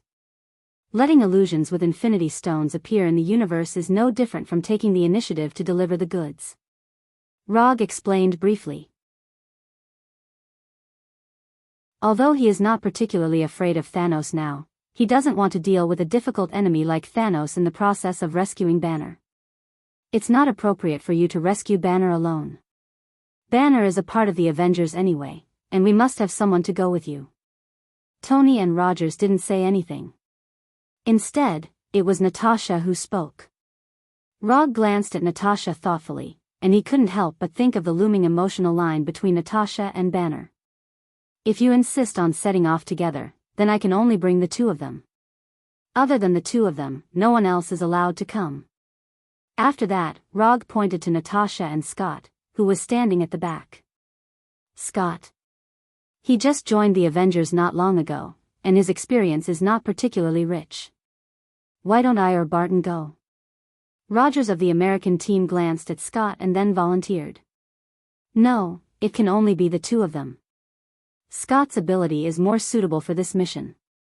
In order to rescue Banner, Rog has no shortage of combatants. What he needs is a team member with special talents, and Scott is a good candidate. As for Natasha, it's because she has a good relationship with Banner and Hulk. Let's do this, Rog, you take Agent Romanoff and Scott on this trip. In the end, Tawny made the final decision and determined the members of the rescue team.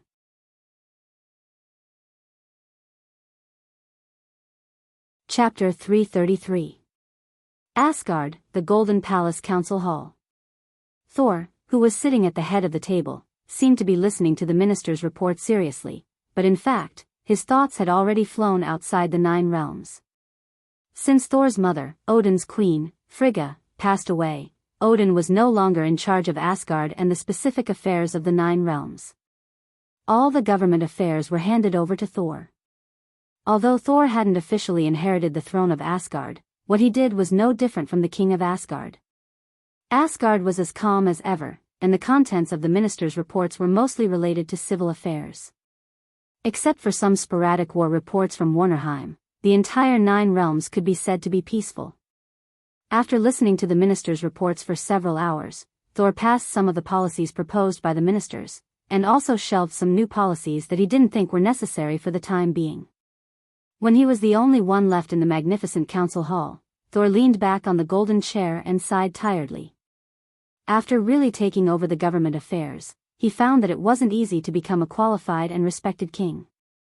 For him, it was dozens of times more difficult than fighting the flame giant Surtur alone in Muspelheim. If it weren't for Loki's paranoid personality, he would have thought of giving the throne to Loki. But this thought only lingered in his mind for a few minutes before it was completely thrown to the back of his mind. Thor, who was leaning back on the chair, closed his eyes and enjoyed this rare time of relaxation. He summoned Thor's hammer, Mjolnir, that he hadn't waved for a long time, and waved it casually in his hand. Half an hour later, he had to inspect the barracks and set new assessment standards for Asgard's palace guards. I really want to fight.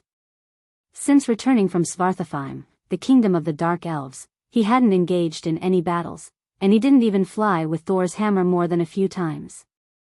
Just as he was considering whether to include himself in the list of assessment instructors for the palace guards, the door of the council hall was pushed open.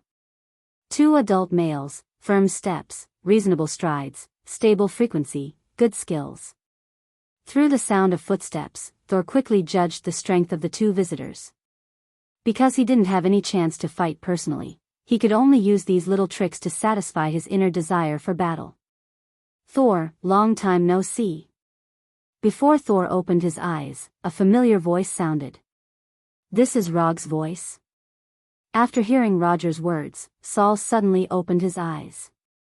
He quickly came in front of Roger and gave him a strong hug. Rog, why are you here? Forget it, these are all trivial matters. Since you are here, then accompany me for a few moves. As he spoke, Thor did not forget to pat Rog on the shoulder excitedly, and a long-lost smile appeared on his face. In order to maintain the so-called majesty of the king, Thor had to put on a serious face when facing his ministers and other subordinates. Only when he saw Rog and other friends would he show a sincere smile. "There's no hurry. I came here this time to ask you for help." As soon as Rog finished speaking, Thor's face changed from excitement to nervousness, and he quickly asked, "Is there something wrong with Jane?" Looking at Thor's rapid change of face like a Sichuan opera, Rog silently criticized him in his heart for valuing women over friends. "Jane is fine, she is fine and safe. It was Banner who had an accident. Banner was kidnapped by a cosmic force. I came here this time to borrow the Bifrost. I need to bring that big green guy back to Earth safely." Rog briefly explained the ins and outs of the matter, including the fact that he was going to take Natasha and Scott to rescue Banner, as well as the spaceship and weapons used by the kidnappers at the time. After listening to Rog's description, especially after watching the pictures taken by the surveillance of the restoration base, Thor frowned slightly and said slowly, "Judging from the personnel and equipment, these kidnappers should be space pirates or criminals. As for which force they belong to, I can't tell for the time being. But don't worry, I will ask Asgard's intelligence personnel to pay attention to these people. Once I find anything, I will inform you immediately." After that, Thor pulled Rog and left, and without saying a word, they came to a training ground in the Golden Palace. "I can lend you Bifrost, and I will ask Heimdall to assist you. But in return, you will have to fight with me." As soon as his voice fell, Thor's hammer Mjolnir flew into Thor's hand. After a fierce silver-white lightning, Thor, wearing armor and a red cloak, returned. Without any hesitation, Thor raised the Thor's hammer in his hand and directly attacked Rog. More than 20 minutes later, Thor, with a bloody nose and a swollen face, lay in the messy training ground with a satisfied look on his face. He had an indescribable sense of satisfaction.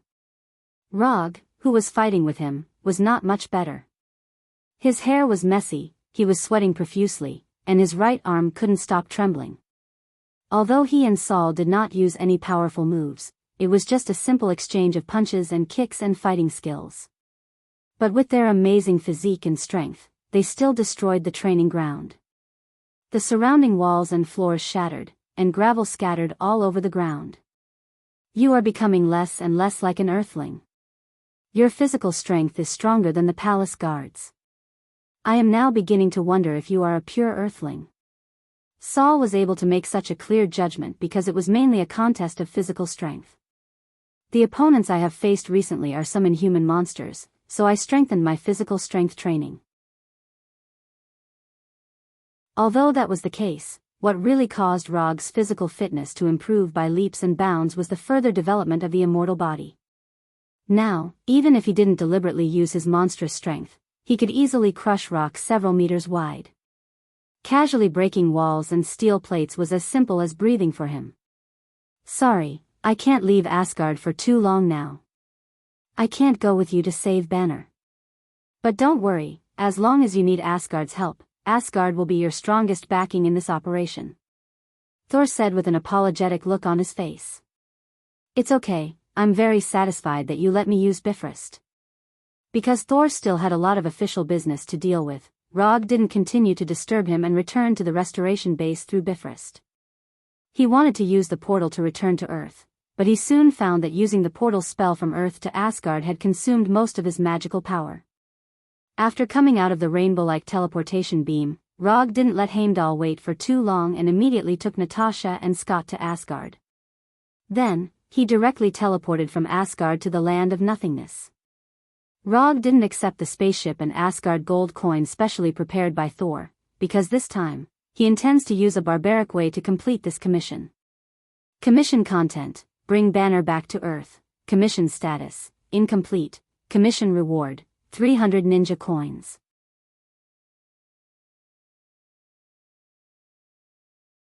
Chapter 334. This is a land of nothingness. It's different from the planet you think of. This is the brain of a huge ancient creature. We are now in the brain of this ancient creature. Rog did not explain to Natasha and Scott what the celestial group was.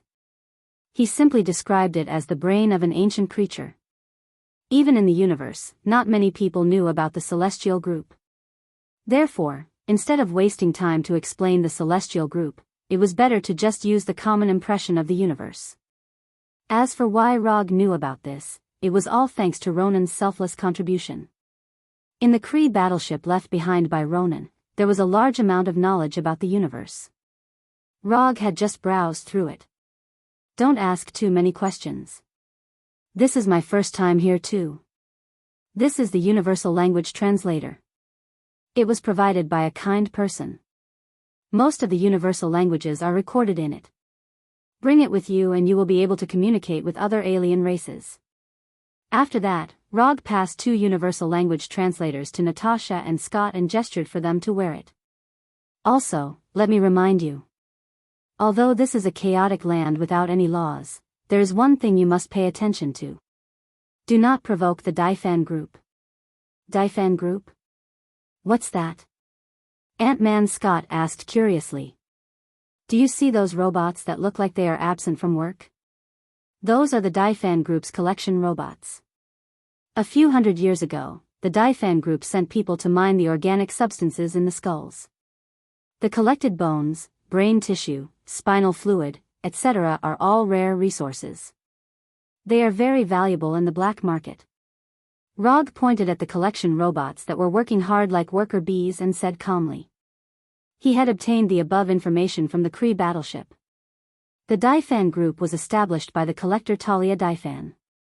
The collector was one of Rog's targets. Oh right, let me remind you. There are many intelligent races in the universe. Some of them are exactly the same as the humans on Earth. However, they are not from Earth. After hearing Rog's reminder, Natasha and Scott nodded silently. Then, they continued to observe this magical place that was like a sci-fi city. It was their first time leaving Earth and coming to such a magical place. This was an unprecedented experience for Natasha and Scott. However, while they were sizing up the land of nothingness, many intelligent humanoid creatures were sizing them up as well. There was nothing wrong with Asgard's Bifrost. It was reliable for both civilian and military use. If there was a flaw in the Bifrost Bridge, it would be that the teleportation of the Bifrost Bridge was a little too gorgeous, so gorgeous that it was eye-catching. Why are they looking at us like that? Are they here to cause us trouble? Although they all had humanoid bodies, Scott couldn't help but gulp when he saw these aliens. He quietly walked up to Rog and asked in a low voice, "What are you doing?" Our entrance was too ostentatious. As for whether they are here to cause trouble for us, I'm not sure yet. Unlike Scott, who was extremely nervous, Rog had a calm look on his face. It was as if the people gathered in front of them were not aliens, but a group of pet dogs. What should we do now? Attack them, or just leave? Scott was indeed inexperienced. Not to mention Rog, even Natasha, who was also experiencing an alien trip for the first time, was much calmer than him. Either is fine. If your hands are itchy, you can go up and play with them. As soon as Rog finished speaking, Scott shook his head vigorously and retreated behind Rog. Not only was this guy inexperienced, but he was also not brave enough. He didn't have the demeanor of a superhero at all. Newcomers, which planet are you from? Do you know that you have to pay a toll to come to the land of nothingness? You can only move freely in the land of nothingness after you pay the toll. Do you understand? It seemed that he could tell that this was the first time Rog and the other two had come to the land of nothingness. A burly man with a height of more than 2 meters, dark red skin, and sharp teeth walked out of the crowd and said arrogantly. Before Rog could say anything, the burly man of unknown race spoke again. Look at you guys. I don't think you've prepared a toll. But you're in luck. I'm in a good mood today, so I won't argue with you about the toll. Hand that chick to me, and you don't have to pay the toll. If you run into any trouble here, you can mention my name. I'll protect you. How about it? It's a good deal, isn't it? Send that chick over, quick. The burly man held a gun thicker than Rog's thigh in his hand, as if he was certain that they would be defeated. He waited confidently for Rog and the others' reply. Rog did not expect that the first trouble he encountered in the land of nothingness would be caused by Natasha. However, even if Natasha wasn't here, the burly man would probably find other excuses to cause trouble for them. Thinking of this, Rog couldn't help but think of an alternative statistic he saw on the Carey battleship. According to the statistics, the intelligent races in the universe had a surprisingly consistent evaluation of the attractiveness of the opposite sex. In other words, if a blue-skinned Carey woman was popular in the Carey Empire, then this Carey woman would also be popular among the green-skinned Skula people. Because there were as many intelligent races in the universe as there were stars in the sky, most of the races in the universe were extremely tolerant of the opposite sex of other races. According to what Rog knew, there was a certain marauder from Earth who would not reject anyone in this aspect. Because they were all wearing universal language translators, Rog and the others could clearly understand the burly man's meaning. Thus, Rog gave his own answer. Bang! The sound of a gunshot instantly rang out. The light blue chakra bullet instantly pierced through the burly man's head, completely exploding his head. Because the speed was too fast, the people present didn't even notice when Rog pulled out his gun. Remember what I said just now? This is the land of chaos without any laws, so here, you can kill if you want to. Roger smiled and said to Scott and Natasha behind him. Then, he fired 3 more shots. Bang! Bang! Bang! After 3 bullets, there were 3 more corpses with their heads blown off on the ground. If it was any other place, Rog's action of shooting without saying anything would definitely cause a commotion. But not here, because this is the land of nothingness, a real land of chaos.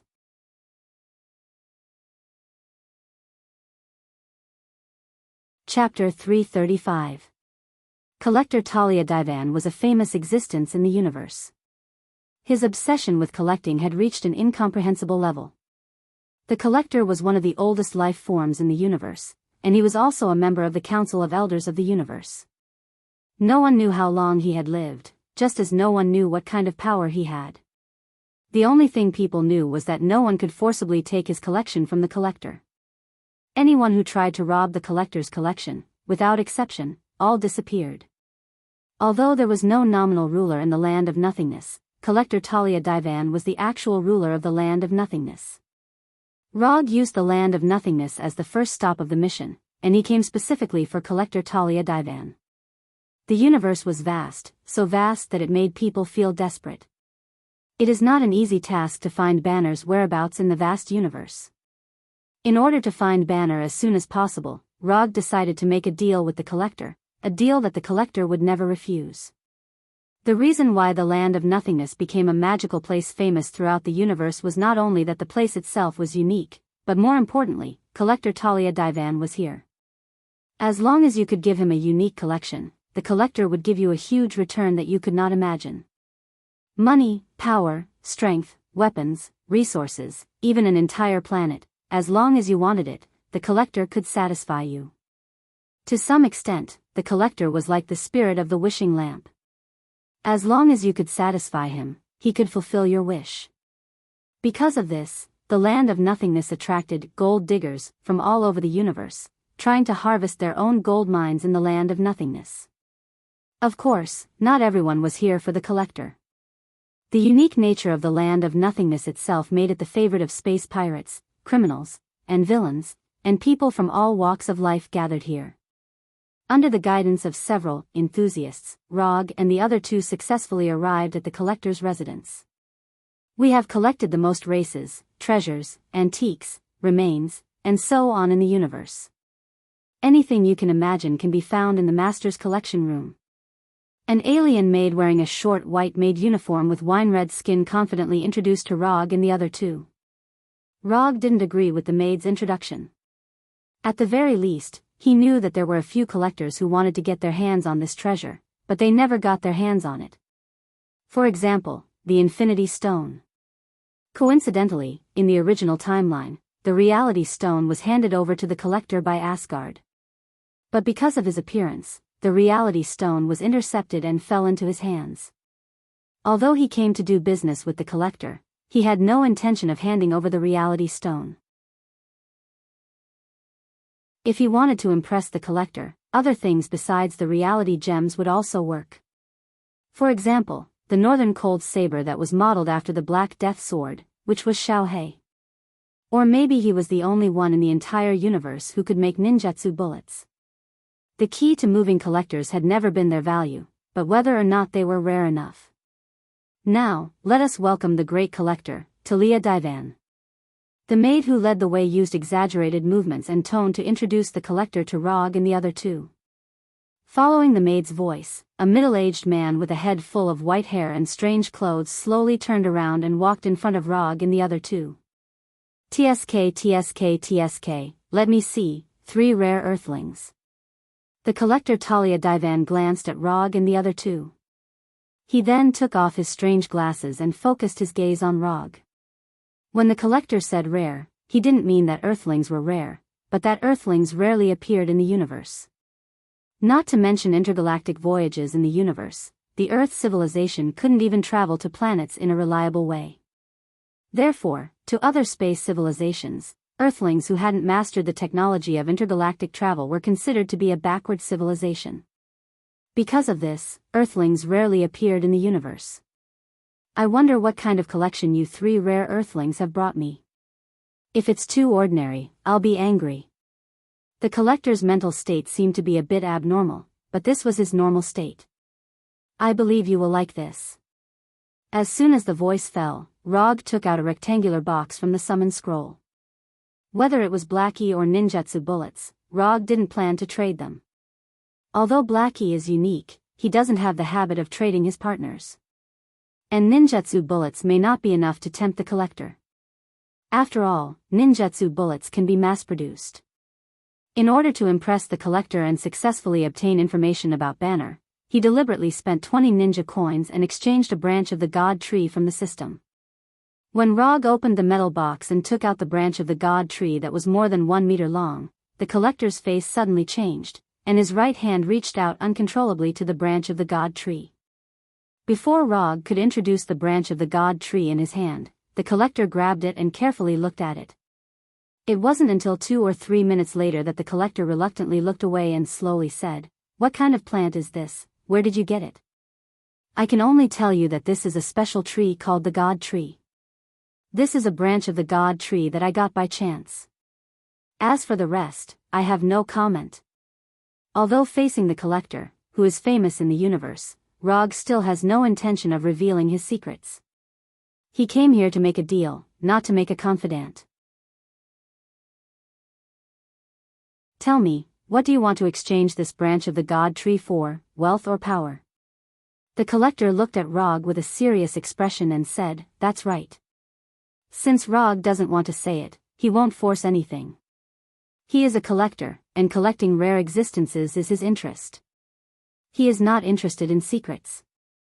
"I want to know the whereabouts of this person, or the whereabouts of this group of kidnappers." Rog handed the tablet that he had already prepared to the collector. "No problem, I will give you accurate information in 7 Earth days." The collector didn't take the tablet handed over by Rog, but let the maid next to him take it. Except for those rare existences, he doesn't want to take anything. Although the collector doesn't know who Rog is talking about, it won't be a problem for him. Even if the person Rog is looking for is one of the 5 gods of creation of the universe, the collector will give him accurate information. It's just that the time needed for the investigation is not as simple as 7 Earth days.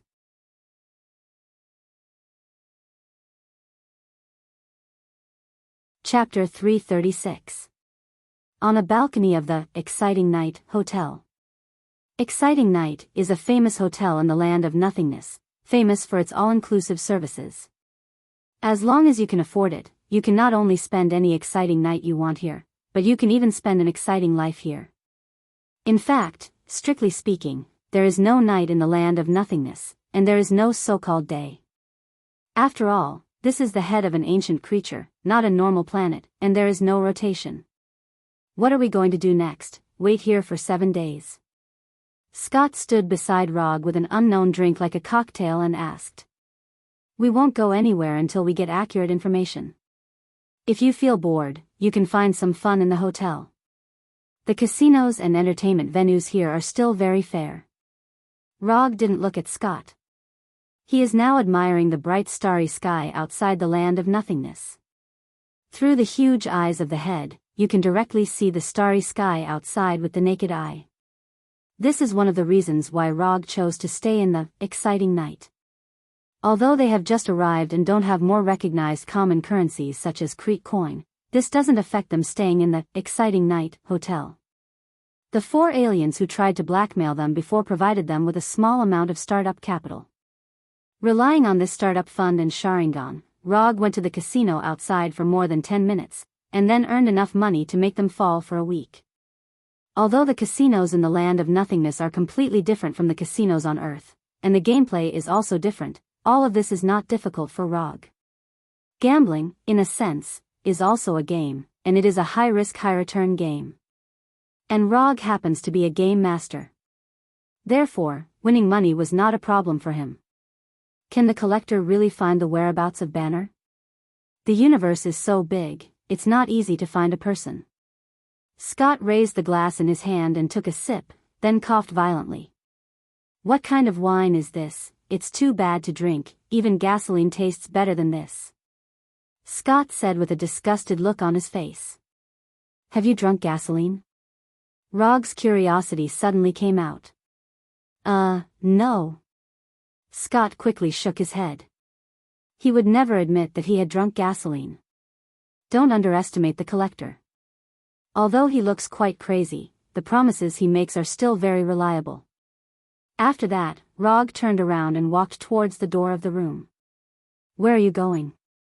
Seeing that Rog was about to leave the room, Scott immediately asked loudly.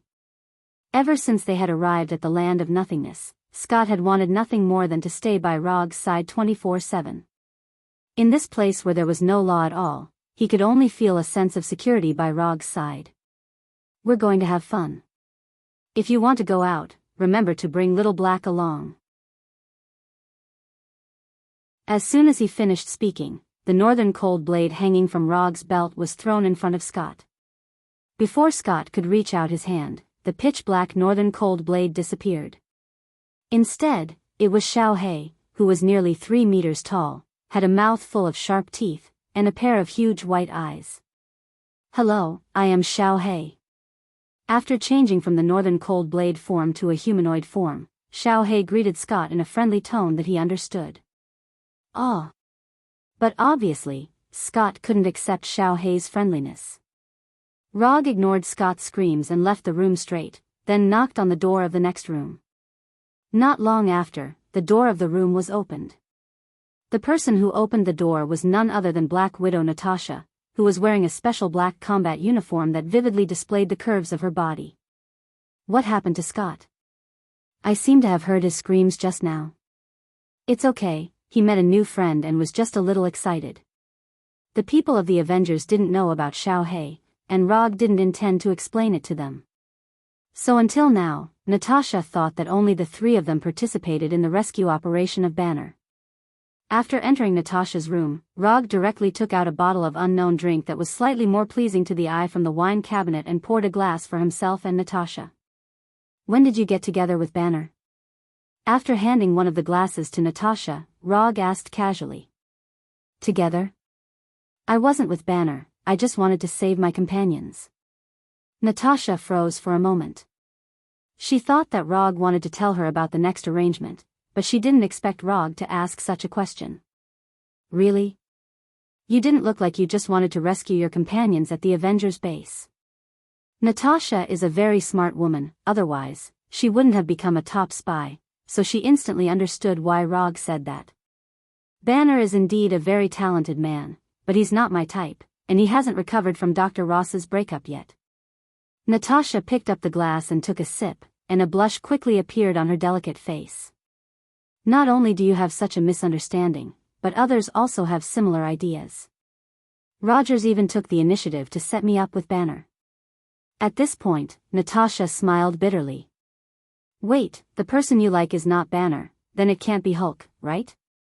Do you like Hulk?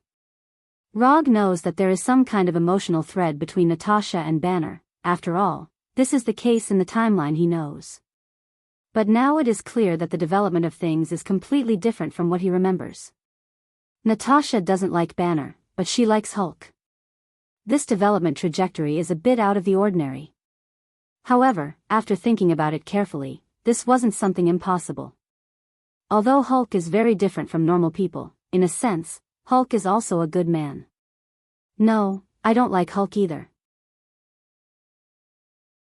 Also, put away those dirty thoughts in your mind. Natasha is worthy of being an experienced top spy. Although Rog hasn't said anything yet, Natasha can see what he is thinking at a glance. Ahem, I'm a gentleman. I won't have any inappropriate thoughts. No, you don't like Banner, and you don't like Hulk, then why are you so nervous? This is not the mental state a qualified spy should have. Rog soon found the blind spot. Are there only these animal instinctive thoughts left in your men's minds? I have carried out several missions with Hulk. In the process of carrying out the mission, I found that Hulk is not as barbaric and violent as people think. He doesn't like to use violence, and he doesn't want people to be afraid of him, but no one has ever cared about what he thinks. Everyone thought of Hulk as a powerful barbarian warrior, but they never thought about what Hulk wanted. Hulk is lonely, he also wants friends, he also wants someone to really care about him, not treat him as a weapon, a tool. Hulk has mentioned you many times in front of me. He said that you are his friend. You will eat barbecue with him. You will teach him fighting skills. He said that you will teach him a top martial art called Hashman Tanku in the future. He doesn't know why, but after listening to Natasha's words, two thoughts suddenly emerged in Rog's mind. The first is that Natasha seems to have an inexplicable motherly love for Hulk. The second was that Hulk, this little guy, actually really remembered what he had said before. After the commission is completed, he will try to teach Hulk the Hashman Tanku. Since Hulk regards him as a real friend, Rog will naturally live up to Hulk's expectations. And he also wants to see if Hulk, who has practiced the Hashman Tanku, can kick out the legendary ending.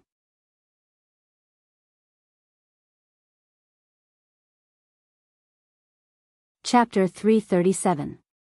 Time passed in a flash. Unknowingly, Rog and the other two had already spent 5 Earth days in the land of nothingness. At this time, there were only 2 days left before the time promised by the Collector. Although the Collector hadn't contacted them in the past few days, Rog wasn't worried that the Collector would violate the promise. As long as the Collector still wanted the Tree of God's branch, the Collector would definitely find out the accurate information within the agreed time. While waiting for the Collector's reply, Rog didn't stay idle.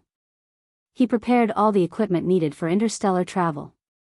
Although it was called equipment, it was actually a small interstellar spaceship of good quality. Log originally planned to win a spaceship in the casino fair and square, but ever since his reputation spread out in the land of nothingness, no one was willing to compete with him at the gambling table. Instead, one by one, they began to compete with him in a gladiatorial battle. Remember Ronan, the accuser who was defeated by him? After knowing the death of Captain Marvel Carroll, the accuser Ronan brought a carry fleet to Earth in an attempt to fish in troubled waters. In the end, he was defeated by Rog and left with his tail between his legs. At that time, Rog didn't kill the accuser Ronan. Instead, he intentionally let him go. The 4th Hokage of Earth, Rog, defeated the accuser Ronan of the Carry Empire. Of course, it was impossible for the Carry Empire and Ronan to deliberately announce a lost battle, but the people in the universe still learned about this matter through some secret channels. Thus, the reputation of the 4th Hokage of Rog began to spread in small to medium-sized areas of the universe. On the 3rd day after Rog and the other two came to the land of nothingness, someone recognized him, and then the entire land of nothingness knew about it. It was also from that day onwards that people were no longer willing to compete with Rog on the gambling table.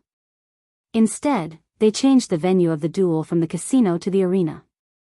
Some people wanted to gain more reputation by defeating him. Some people simply wanted to compete with him, of course. There were also some gamblers who wanted to win more wealth through the duel. Rog didn't refuse these gladiator invitations, but he had his own requirements. The challengers had to put up a sufficient bet before he would accept the challenge. The small interstellar spaceship he had now was one of the spoils he had won from the arena. As for loot of similar value, he still had 8 more. There would only be 3 matches a day, and the highest bidder would win. This was the second rule of Rog's gladiator fights. In these 3 days, he fought a total of 9 battles and won all 9 battles. None of the 9 matches lasted more than a minute. The one with the best result lasted until 52 seconds. By now, not many people were willing to fight with him. After all, no one liked a gladiator battle that was guaranteed to fail. Are you still going to the arena today? After witnessing Rog's heroic fighting style, Scott fell into a state of blind worship for Rog. Now, he even began to consider whether he should leave the Alliance and join Konoha after returning to Earth. I don't think so. So far, I haven't received any gladiator invitations. Rog lay on the sofa on the balcony and answered casually, his eyes still looking at the bright starry sky outside. Can I ask you something? Scott got rid of Xiao Hei, who was frantically ravaging his hair, and asked Rog with difficulty. What do you want to know? Have you been sleeping in the room next door for the past few days? I heard that Agent Romanoff and Dr. Banner are a couple. Isn't it a bit inappropriate for you to do this? Looking at Scott's hesitant look, Rog shook his head helplessly. They are not a couple. You all think too much, and I don't like to put a hat on people.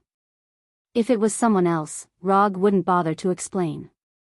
But since Scott had such a question, he didn't mind explaining it for the sake of his current teammate, lest Scott have any bad associations.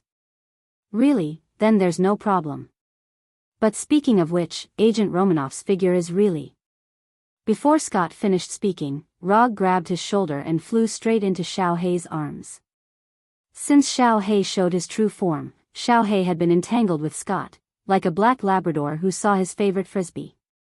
Xiao Hei, let go of me, I'm warning you, let go of me quickly, damn it, put your tongue back, stop licking my head. Scott had tried to become smaller or bigger to get rid of Xiao Hei's ravages, but unfortunately, all his resistance failed.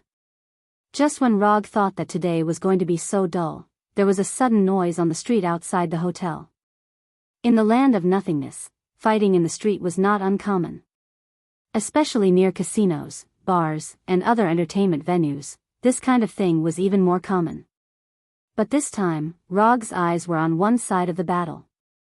There was a raccoon holding an energy gun and screaming crazily, and a tray ant that was several meters tall.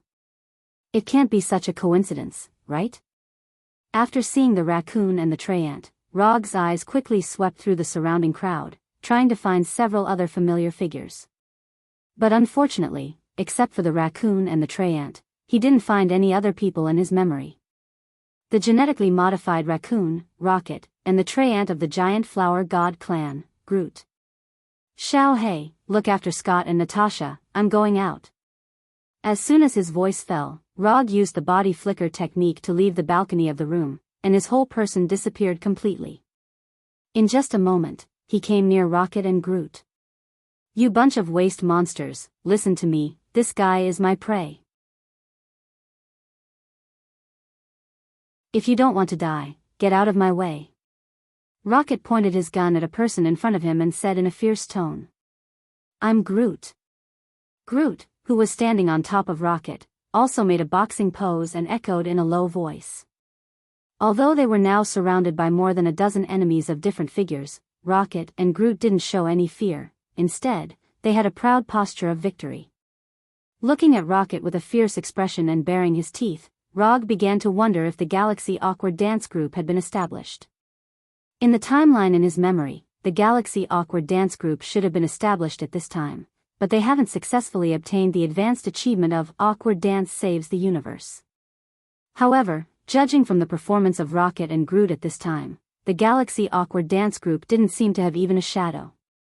Although Rog didn't know who the prey Rocket was talking about was, he was sure of one thing, that is, Rocket and Groot were doing the work of bounty hunters.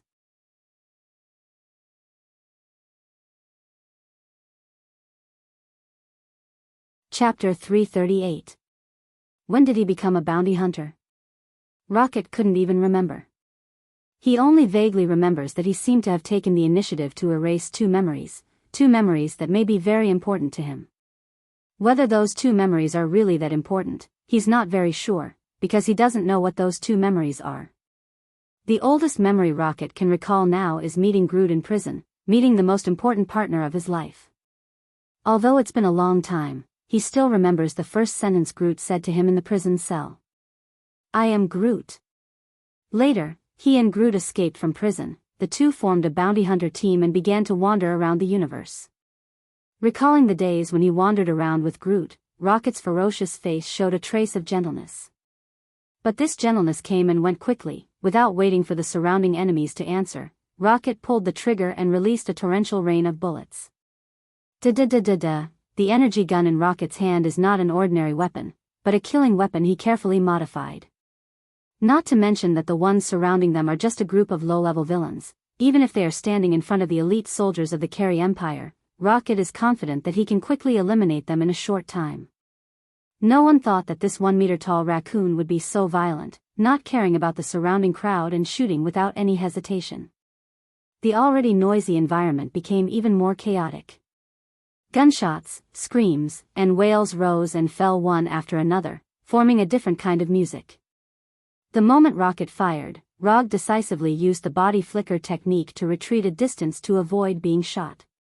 While Rocket was shooting wildly, Groot didn't stay idle. The branches turned into hands and quickly extended to attack the enemy behind Rocket. Rocket is responsible for the frontal attack, Groot is responsible for the support. With amazing tacit understanding, Rocket and Groot didn't say a word and instantly played a superb cooperation. In just a few seconds, Rocket and Groot finished off all the surrounding enemies, as well as their mission target. Damn, this fat pig is also dead. Rocket ran to the front of an abnormally fat alien and cursed as he looked at the face that had been completely smashed. "I am Groot." Rocket and Groot's mission this time was to capture this fat guy alive. When the rocket was fired, it deliberately avoided the target's position. But he didn't expect that the target would eventually die from a stray bullet flying out of nowhere. The mission failed, which not only means that they came here in vain, but also wasted their little funds. Thinking of the high docking fee of the void, as well as the wasted energy of the spaceship, Rocket's face became even more ugly. At this time, Rocket saw Rog. Because of Rocket and Groot's brazen action, the surrounding crowd to escape to the scene. Except for Rog, there was no one else around him. This is the main reason why Rocket can see him at a glance. "I'm not, if you don't want to die, then I'll kill you." Rocket didn't know Roger, nor had he seen Roger's previous gladiator fights.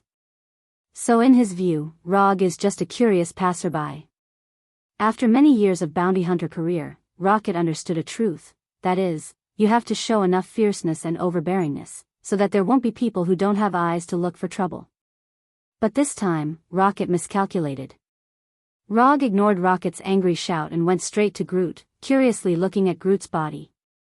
Although Groot has a humanoid body, his life form is completely different from that of humans. Rather than saying that Groot is a humanoid creature, it's better to say that he's a tree with a humanoid body. Rog doesn't know much about Groot's race, the flower god Colossus, but when Groot just attacked, he perceived a familiar yet strange aura from Groot's body. Using the energy in the body as the source of life, it accelerates and controls the growth of plants, using it to attack or defend. Although the specific operation process may be different, the principle of Groot's body growth is the same as that of Mokuton. The only difference is that the energy they use is different. Groot uses a lifelike energy, while Rog uses chakra. This is simply a living Mokuton with self-consciousness and life. The more he looks at Groot, the more Rog feels that Groot is similar to Mokuton.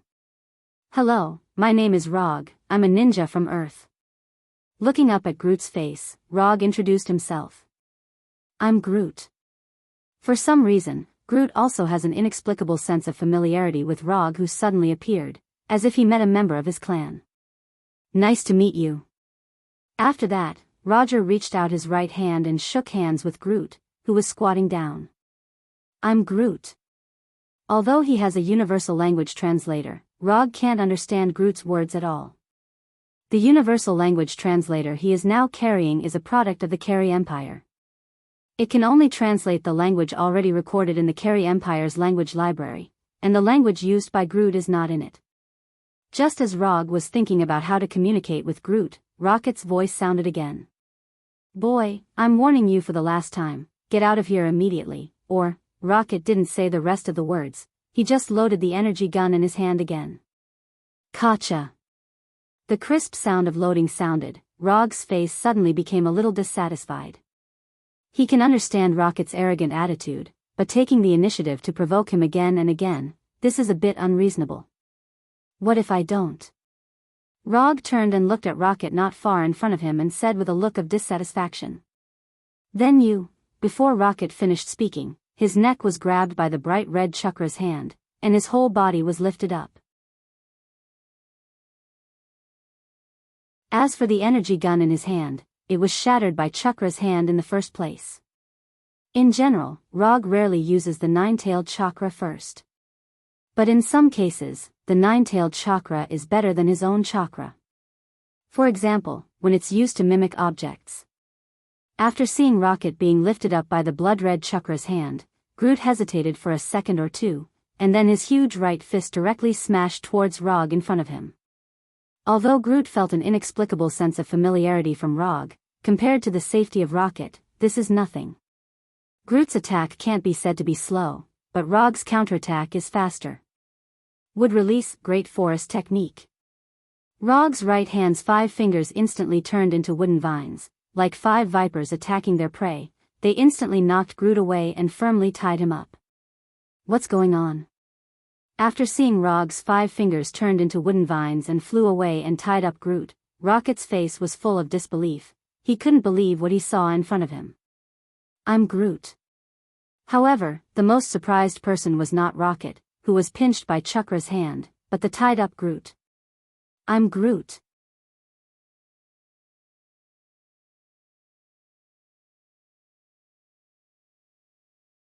Chapter 339. Exciting night, hotel, first floor bar. Rocket and Groot sat opposite Rog, looking at Rog with a complicated look. More than 10 minutes ago, they were still fighting on the street outside, but now, they are sitting together in a bar. Rocket and Groot's strength is not bad, and they are also a little famous among the bounty hunters. However, in front of Rog, their strength is still a bit too weak. Just casually using a few ninjutsu, Rog easily defeated the two of them, making them come to the bar willingly. "Who are you? What do you want to do?" Rocket asked Rog with a vigilant look. Rog's strength is very strong, but what Rocket really cares about is not his strength, but the Mokuton he just used. Rocket is also a knowledgeable bounty hunter, but he has never met someone like Rog. Making the body grow like a tree, except for Groot, this is the first time Rocket has seen this ability in other people. And unlike Groot, Rog's Mokuton is obviously more magical. Groot is a giant flower god, his body is originally a tree, so even if his body suddenly grows, it is not a particularly strange thing. But Rog is different. Rocket is very sure that Rog is a human, a real flesh and blood body. "I said before, my name is Rog, a ninja from the earth." Rocket is curious about Rog's Mokuton, and Rog is also curious about Groot's life form. If it weren't for the current conditions, he really wants to do a detailed physical examination for Groot. And his intuition tells him that Groot is hiding the secret to further improve his Mokuton. After meeting Groot, he finally understood why Orochimaru, one of Konoha's Sannin, embarked on the path of a mad scientist. "I have no malice to you, I'm just a little interested in Groot, or Groot's race. But don't worry, I'm not some Frankenstein monster. I won't do something like dismembering people and soaking them in formalin." Rog didn't explain to them what Mokuton was, nor did he hide his interest in the Groot race. "Please don't say that you just want to make friends with us," Rocket said disdainfully. "I don't care if you believe me or not, but I do intend to make friends with you. What happened just now can only be considered as an exchange of blows leads to friendship. I still have some things to do, so I can't tell you too much for now. This is the contact code of my spaceship. If you are interested, you can contact me at any time." After that, Rog took out a small piece of metal from his pocket. The metal plate was engraved with the internal communication code of his small spaceship. As long as the distance wasn't too far, any spaceship could use this communication code to contact Rog's spaceship. To put it simply, it was a communication number between spaceships. After handing the metal plate to Groot, Rog went on to say, "If you like, you can play here for a few days. Just put the bill under my name." Because of the bet, Rog now had a considerable amount of wealth on him, which was enough for Rocket and Rocket to indulge in debauchery for a long time. After saying that, he directly left the bar. Meeting Rocket and Groot was purely an accident. But since he met them, Rog didn't mind greeting them in advance. It would be more convenient to deal with them in the future. When Rog's figure completely disappeared behind the bar, Rocket took the metal plate from Groot's hand and put it in his pocket. "He's a weirdo." "I'm Groot." Groot replied silently. After spending another exciting night with Natasha in the hotel, the collector's exaggerated maid finally appeared in front of Rog's group again. "I didn't expect you to be the one who defeated Ronin, the fourth Hokage. When I met you last time, I felt that you weren't an ordinary person." As soon as the voice fell, the white-haired collector, Tanya Divan, came in front of Rog. His fingers danced excitedly as he said in a greedy tone, "Your eyes are simply a masterpiece. When you die, please let me pay for your eyes." Rog silently stepped back, widening the distance between himself and the collector. He didn't like a male creature so close to him, especially a male creature with an unstable mental state. "Let's talk about the eyes later. I just want to know, did you collect the information I want?" Rog psychically summoned the metal box where the branch of the Tree of God was placed, and casually took out the branch of the Tree of God. "You should be more careful when dealing with rare existences." The collector took the branch of the Tree of God from Rog's hand and signaled the maid next to him to return Rog's tablet to him. The ones who captured Bruce Banner were a group of slavers called rope catchers. They don't belong to any faction. They capture all kinds of powerful creatures in the universe, and then sell these creatures to customers who need them. As far as I know, my brother on Saga bought a lot of interesting creatures from the rope catchers. Collector Tanya stroked the branch of the sacred tree in his hand with exaggerated movements, then continued, "Your tablet has the information and the latest location of the rope catcher slave hunters. If you're fast enough, you should be able to find them before they sell Banner." Rog turned on the tablet and saw the star map on it, as well as the planet whose coordinates were specially marked. Xander. The rope catchers are on Xander? If Rog remembered correctly, Xander was the planet where the New Star Army's headquarters was located, and it was also one of the most orderly planets in the universe. The rope catchers were a slaver group, and if they took the initiative to go to Xander, it was no different from a fugitive going to the police station.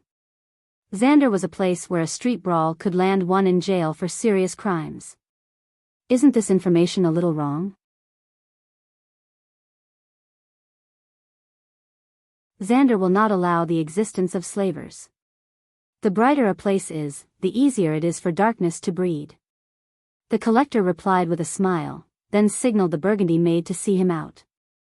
At first, Rog thought that Banner would be captured to Saga, which was ruled by Lord Gao. After all, Lord Gao was the one who liked to organize gladiator fights. He did not expect Banner to be sent to Xander, which was famous for its civilized order. At the same time, he also had a question. How did Banner, who had never left Earth, get targeted by the slavers?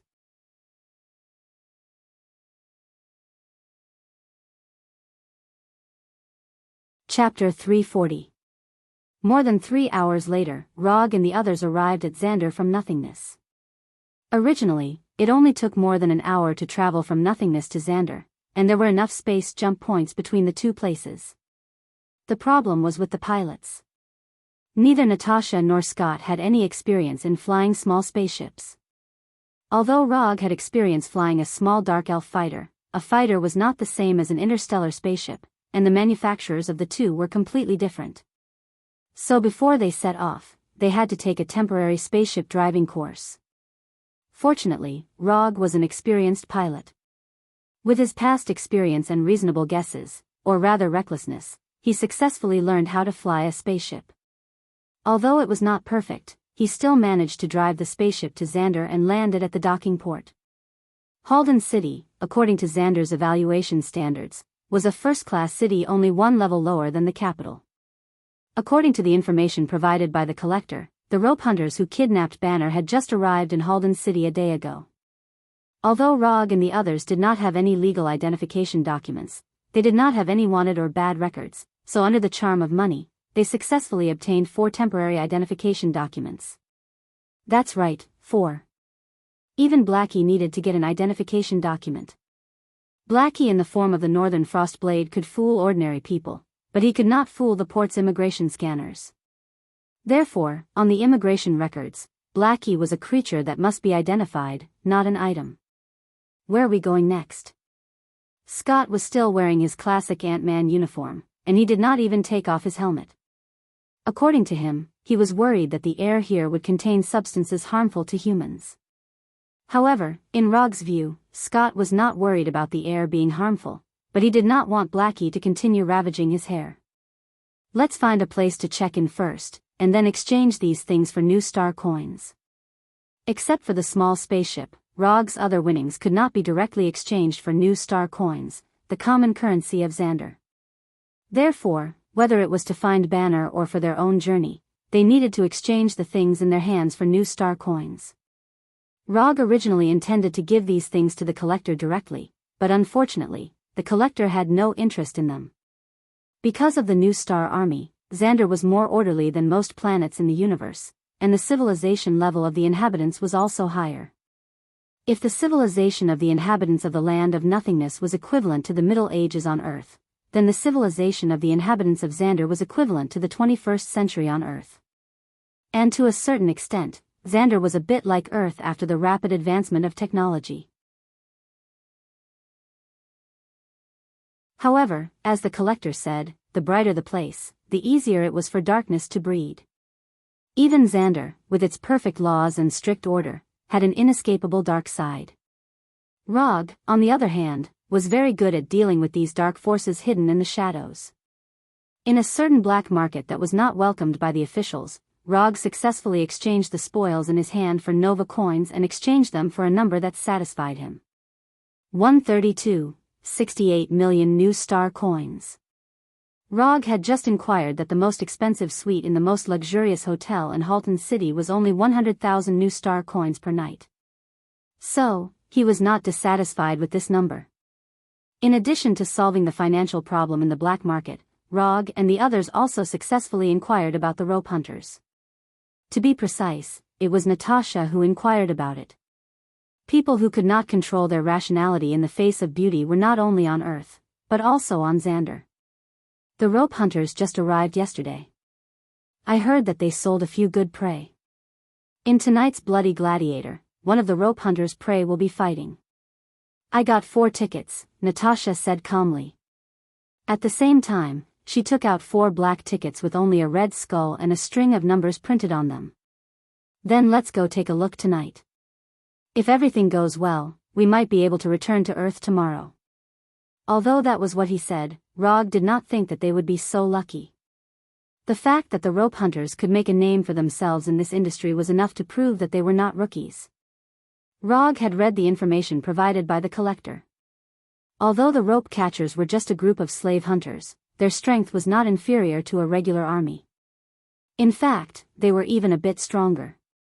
If not, they would have been wiped out by the armies of other planets long ago. Xander's environment was very similar to Earth. Not only did the rotation time was similar, even the gravity and air were similar. What surprised Rog even more was that Xander, which was a technological civilization, had a high concentration of natural energy. Although the concentration of natural energy was not as high as Asgard or Warnerheim, it was still not bad. It was at least a few times higher than Earth's. When night fell, Rog and the other 3 arrived at the venue of the Bloody Gladiator. The Bloody Gladiator in Halton City was quite famous in the underworld of Xander. The organizers behind it were said to be the upper echelons of Halton City. As for whether the organizers were the upper echelons of Halton City, there was no definite conclusion. The only thing that could be confirmed was that the bloody gladiator in Halton City had never been stopped by the New Star Army. Excitement and safety were the main reasons why the bloody gladiator in Halton City was famous in the underworld. After handing the tickets to the guard, Rog and the other three successfully entered the venue of the bloody gladiator. It was an underground bar in the city. Before entering the bar, Rog and the other three received 4 identical white masks. The masks were very ordinary. There was nothing special about them. It was just an ordinary white mask. Every audience member would receive a mask like this when they entered the venue. According to the organizers, wearing the masks was to protect the privacy of the audience. After all, no one would want to be recognized in the bloody gladiator, especially on a planet that pursued civilization like Xander. The underground bar was larger than Rog imagined. It was almost the size of a basketball court. The dance floor in the middle of the bar was modified into a special ring. There were metal pillars as thick as an arm around the ring. They looked like fences for the ring. All the audience members wore white masks.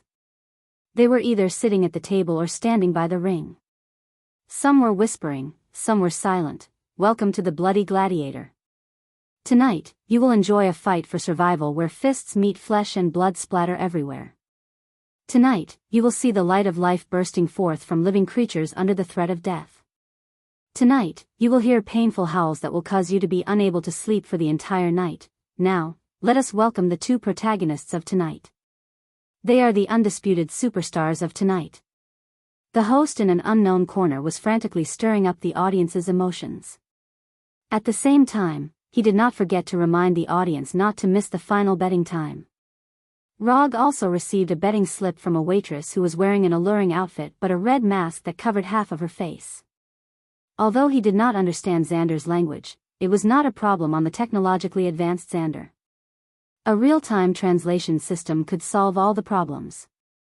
After putting on the real-time translation glasses he bought and adjusting his language to Earth's English, which was rare but still included in the dictionary, Rog casually browsed through the contents of the betting slip. Although there was only one gladiator battle, the contents of the betting slip were extremely rich.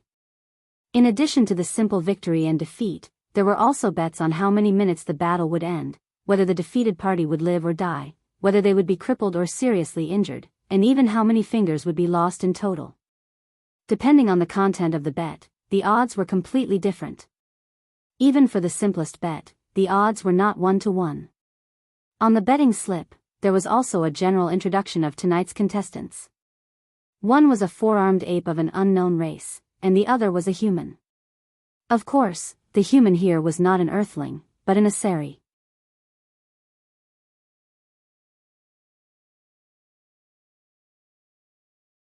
Chapter 341. Rog was no stranger to the Asari.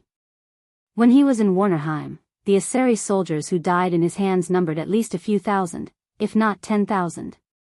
So when he saw that the contestant was an Asari, he could not help but recall the twins, Thor. 10 million on this Asari to win.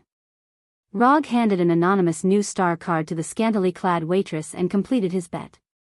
On the anonymous new star card, there was a deposit of 10 million new star coins.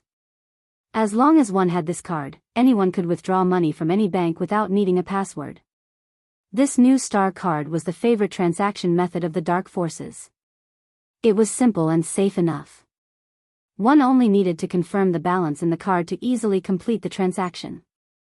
Aren't you being too casual? That's 10 million new star coins.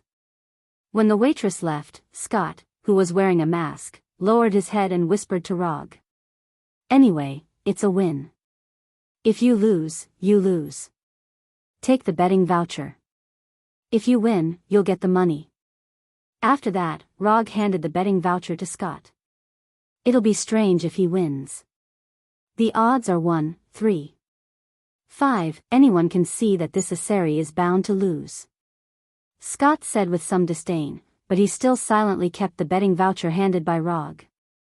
It was better to be safe than sorry. If he wins, this voucher would be worth 35 million new star coins. A few minutes later, the lights in the entire bar dimmed, and the spotlights focused on a side door of the bar. The first to appear was the Asari. With just a simple glance, Rog deduced the identity of this Asari. This was a Chiliarch of the Sword and Shield Brigade. He had a sword in his right hand and a shield in his left hand. The armor on his body was also the standard armor of a Chiliarch in the Asari army. Although a Chiliarch was not a general, he was only one step away from being a general. Even such an existence had become a gladiator. This bloody gladiator was not simple. Amidst the cheers of the audience, the captain of the Sword and Shield Chiliarch of the Aso Divine Army walked up to the arena unhurriedly. His face was as resolute as ever, as if he was not in the arena of a gladiator, but on a glorious battlefield. After the host casually introduced the Chiliarch's battle record, the crowd erupted into thunderous cheers. Amidst the roars of the audience, the four-armed berserk ape that was locked in the cage was pushed out. When the metal column on the stage emitted a light blue electric radiance, the four-armed wild ape in the cage was pushed to the entrance of the stage. Without needing any instructions, the moment the cage door was opened, the four-armed berserk ape rushed out like a mad bull. The metal pillar of the arena rose completely, and a high-temperature lightning cage was completely formed. In the next second, the 3-meter-tall, four-armed giant ape clashed with the Asari Chiliarch of Sword and Shield. Whether it was in terms of size, strength, speed, or endurance, the four-armed berserk ape had an absolute advantage. The only thing the Chiliarch of Sword and Shield could count on was his battle experience and superb combat skills. The odds of the four-armed berserk ape were only 1/5. From the setting of the odds, it was easy to see the difference in strength between the two. As expected, within a few minutes, the Asari Chiliarch of Sword and Shield was at a disadvantage. Wounds began to appear on his body, and he was gasping for air. Rog had fought with Asari warriors before, so he knew the approximate strength of a Chiliarch. If his judgment was correct, the Chiliarch of Sword and Shield would be completely dismembered by the four-armed berserk ape in 2 minutes at most.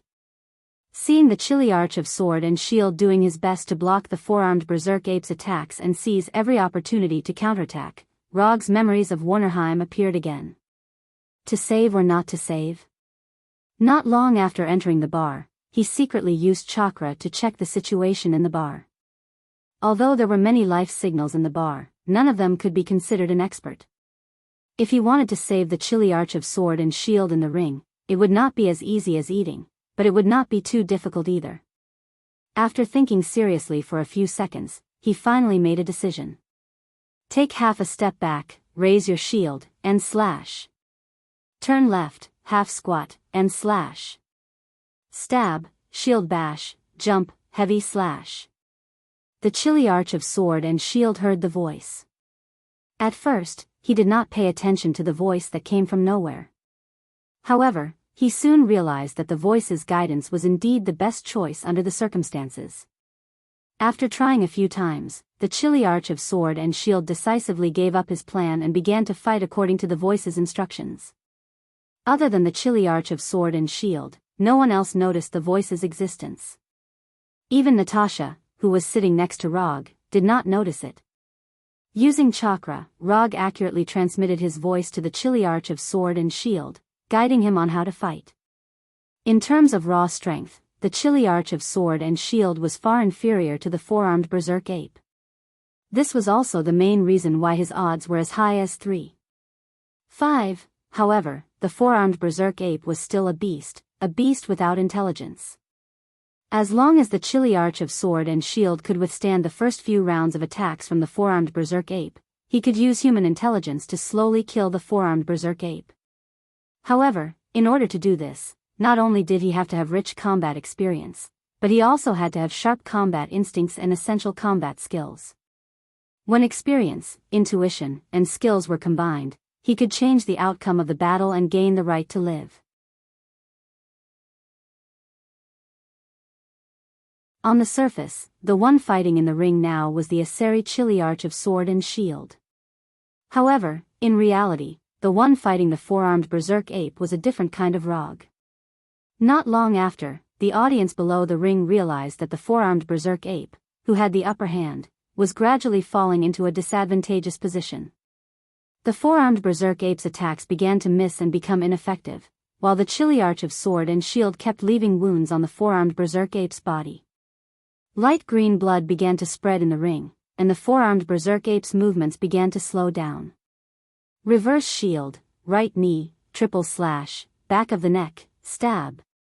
The chilly arch of sword and shield took advantage of the four-armed berserk ape's unstable body and quickly went behind the four-armed berserk ape, stabbing the four-armed berserk ape's neck with the sword in his right hand.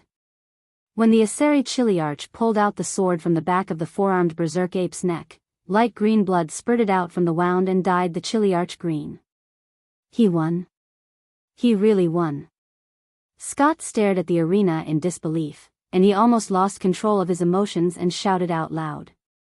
While Scott was waving his arms excitedly, Natasha turned her head and looked at Rog, who had been silent all this while. Natasha didn't know why, but she felt that she had seen the chilly arch of sword and shield's fighting style somewhere before. That style of fighting style that was at his fingertips and treated close combat like a game was very similar to that of someone she knew.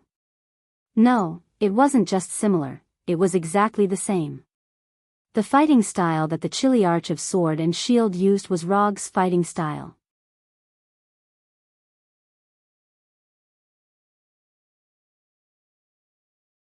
Chapter 342. Did you help the chilly arch? Natasha asked in a low voice. Before speaking, she wisely turned off the universal language translator in her ear.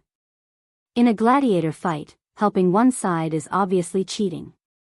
Once discovered, the consequences are very serious. Although Natasha is cautious enough, she is not Rog after all. When she thinks about problems, she instinctively uses herself as the standard.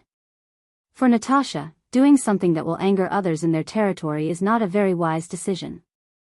Her strength does not allow her to do so. But she ignored one point, that is, for Rog, he has enough strength to crush everyone present. The level of strength determines the difference in thinking and behavior. I stayed in Warnerheim for a while, and I have a good impression of the Aseri race. Rog did not say that his main job in Warnerheim was to kill Aseri soldiers, but he changed to a more euphemistic way of saying it. Won't this cause other problems? Although she knew why Rog wanted to help, Natasha was still a little worried. From the moment we came here, we were destined to have some unpleasant things with the organizers of the gladiator fight. It's troublesome anyway, it doesn't make any difference whether it's earlier or later. The reason why the rope catchers came to Xander was to deliver goods to the organizers of the gladiator fight. So if they want to know the whereabouts of the rope catchers, the organizers of the gladiator fight are a good direction. This is also why they came to the gladiator fight. Although Banner may have been sold directly to the organizers behind the gladiator fight, this possibility is very low. Otherwise, it would not be the four-armed berserk ape that appeared tonight, but the Hulk. Scott excitedly took the voucher to receive the prize money, and Xiao He also consciously followed behind Scott. Because of the unexpected result, not many people exchanged for the prize money, and Scott, who exchanged 35 million new star coins, became extremely dazzling at this time. Scott did not notice the eyes gathered on him, and he was now immersed in the excitement of winning the prize. With the staff of the gladiator organization around, there would not be any public robberies in the bar. However, it was hard to say what would happen after leaving the bar. Especially Scott and Xiao He, both of them had eye-catching appearances. Needless to say, Xiao He could recognize him at a glance just by looking at his physique. It didn't matter if he wore a mask or not. Although Scott's body shape was similar to the people of Xander, the Ant-Man uniform he was wearing was obviously not the style of Xander. So, after leaving the bar, it was not difficult to recognize him. Under normal circumstances, the spectators who came to watch the gladiator fight would not wear too many different outfits to avoid being recognized after leaving the bar. As for Rog and the other three outsiders, they obviously did not have such experience. But for them, they didn't need a similar experience because Rog didn't plan to leave the bar normally in the first place. When most of the audience in the bar had left, Rog took off the white mask on his face and went straight to the staff in charge of exchanging his bonus. "I'd like to see your behind-the-scenes boss. Please inform him." As soon as he finished speaking, several energy guns were pointed at Rog, ready to fire at any time. I'll repeat myself. I'd like to see your behind-the-scenes boss. Please inform him. Rog continued to speak without changing his expression, as if he did not see the guns pointed at him at all. After he finished speaking, the staff in front of him still remained unmoved. The only change was that more guns were pointed at him. Why do you have to force me to do it? Can't you solve it in a friendlier way? Rog shook his head helplessly. Then, he disappeared in an instant, leaving behind a silver-white electric snake as thick as a finger. Lightning blink. Although Xander's technology was very advanced, the individual strength of the Xander people was not very good. 2 or 3 seconds later, the guards who were pointing their guns at Rog fell to the ground one after another. The guns in their hands were turned into scrap metal. No one thought that Roger would actually make a move. Even Natasha and Scott didn't think that he would do that. Blackie, if anyone tries to resist, just eat him. Rog said calmly, then returned to the staff in charge of the competition's bonus. This time, without needing him to say anything, the middle-aged man from Xander immediately took out a palm-sized translucent device that looked like a mobile phone and contacted the person who could really make the decision. Half an hour later, Rog waited for a Xander person who also had green skin but was more than 2 meters tall, as well as a whole team of fully armed soldiers. Unlike the undisciplined guard he had casually knocked down earlier, these warriors were all wearing the same black combat uniform, each of them exuding a fierce aura. This was a team that had been on the battlefield. Rog quickly made a judgment. Who are you? Who sent you to provoke the Bloody Gladiator Society? The 2-meter-tall Xander person glanced at Rog and asked coldly. You don't have to care who we are. We have no interest in your Bloody Gladiator Society. We're just here to buy information. Buy information? Ha ha ha ha. After hearing Rog's answer, the tall Xander person laughed wildly as if he had heard a joke on a talk show. A few small fries from an unknown planet, after injuring my people, you actually want to buy information from me? Are your brains filled with sewage? Among the many intelligent races in the universe, there were many that looked exactly like humans on Earth. Other than the collectors, who were knowledgeable and had sharp eyes, very few people could tell that Rog and the others were Earthlings at a glance. The Xander person in front of him was a good example. I don't like to say the same thing 3 times. This is the 2nd time. I'm here to buy information. 35 million new star coins. I want the latest information on the rope slavers. Rog put the new star coins that Scott had just received on the table and said unhurriedly. If the guy in front of him still could not be communicated with, he did not intend to continue.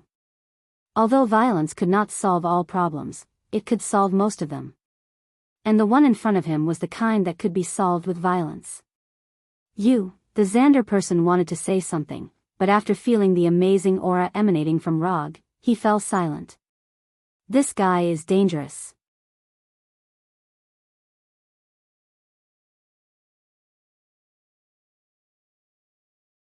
Chapter 343. You have to follow the rules when buying information, but you're not following the rules now. After a few seconds of silence, the tall Xander said word by word. Although the Xander's face was still cold, his tone was much friendlier, without the previous arrogance and disdain.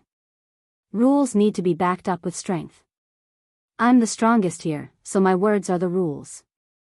The other party gave in, but that didn't mean Rog would follow suit. When dealing with these guys who made a living in the dark, either admit defeat from the start or be overbearing to the end. Rog didn't like to admit defeat, and he wouldn't admit defeat, so he chose his favorite and most commonly used method. Looks like you've got us. Although our Bloody Gladiator isn't a powerful organization famous in the universe, we're not an existence that anyone can easily provoke. As soon as his voice fell, the Xander abruptly picked up the bottle on the table and smashed it on the ground. Bang! The bottle exploded, and dozens of muzzles were instantly aimed at Rog and the other 3. You're very strong, but your companions aren't as strong as you. As long as I give the order, a dozen holes will immediately appear on the bodies of your companions. You want to try? As one of the leaders of the Bloody Gladiator, Max was very confident in the subordinates he brought. Although his subordinates weren't members of the New Star Army, each one of them was no weaker than an official member of the New Star Army. And compared to the warriors of the New Star Army, his subordinates had more combat experience, and their fighting methods were more ruthless. Although he only brought 30 people, these people were enough to fight against the New Star Army in Halton City, and they might even be able to take down the entire city under the protection of the New Star Army. The reason the Bloody Gladiator could monopolize the underground arena in Halton City was not only because of the few higher-ups behind them, but also because they had the strength to intimidate the weak. But this time, they weren't facing the same kind of weak people who also made a living in the dark world, but Rog, a fierce dragon from another planet. Threats and intimidation, as expected, these are the same old tricks. Don't you have any new tricks? Since you've already mentioned this point, then I'll cooperate with you. Give the order to open fire. If you're still a man, then give the order to shoot. Not only did Rog not take Max's threat to heart, but he also provoked Max further. Threatening the safety of his companions might be useful against other superheroes, but it would not mean anything to Rog. He had never taken this kind of threat to heart. You think I don't dare? Max's expression became even more unsightly as he silently raised his right hand. Rog didn't answer Max. He just snorted disdainfully. Good, very good. Since you don't care about their lives, I'll satisfy you.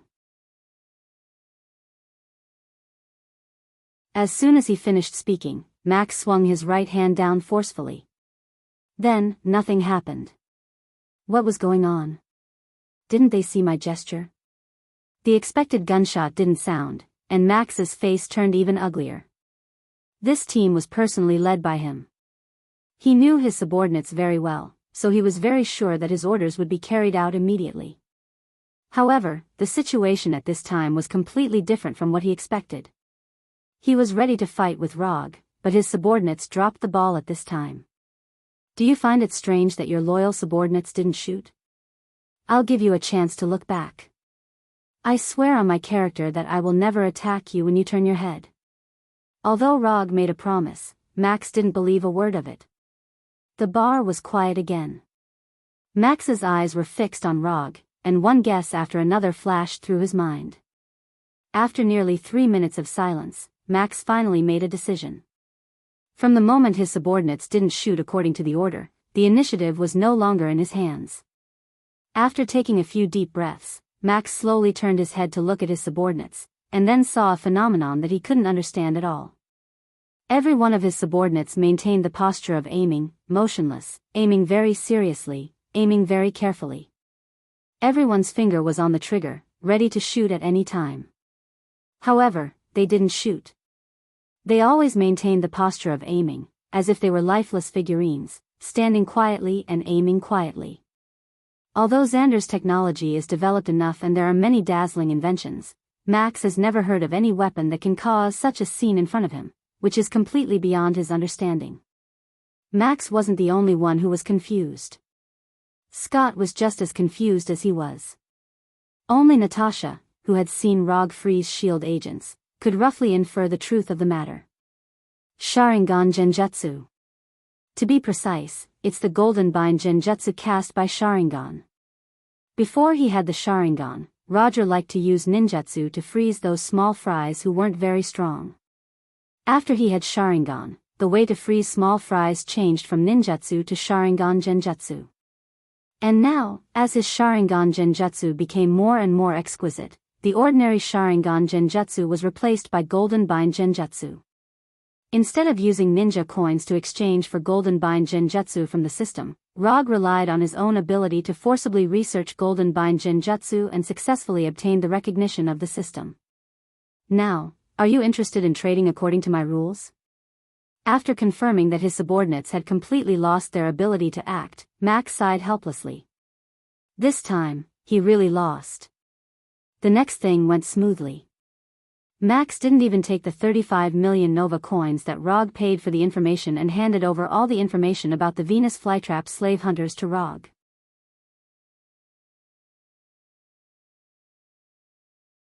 The situation is stronger than the person, even if Max tries his best, he can't change the fact of failure. Instead of making an indifferent resistance on a whim, which will lead things to a worse direction, it's better to admit defeat and control the loss within a controllable range. As one of the leaders of Bloody Gladiator, Max knows when to be tough and when to admit defeat. I've given you all the information you want. When can my subordinates recover? Max asked in a very kind tone, without the slightest dissatisfaction on his face. They'll be back to normal in an hour. After that, Rog left the bar with Xiao He and others and began to go to the hiding place of the Venus flytrap slave hunters.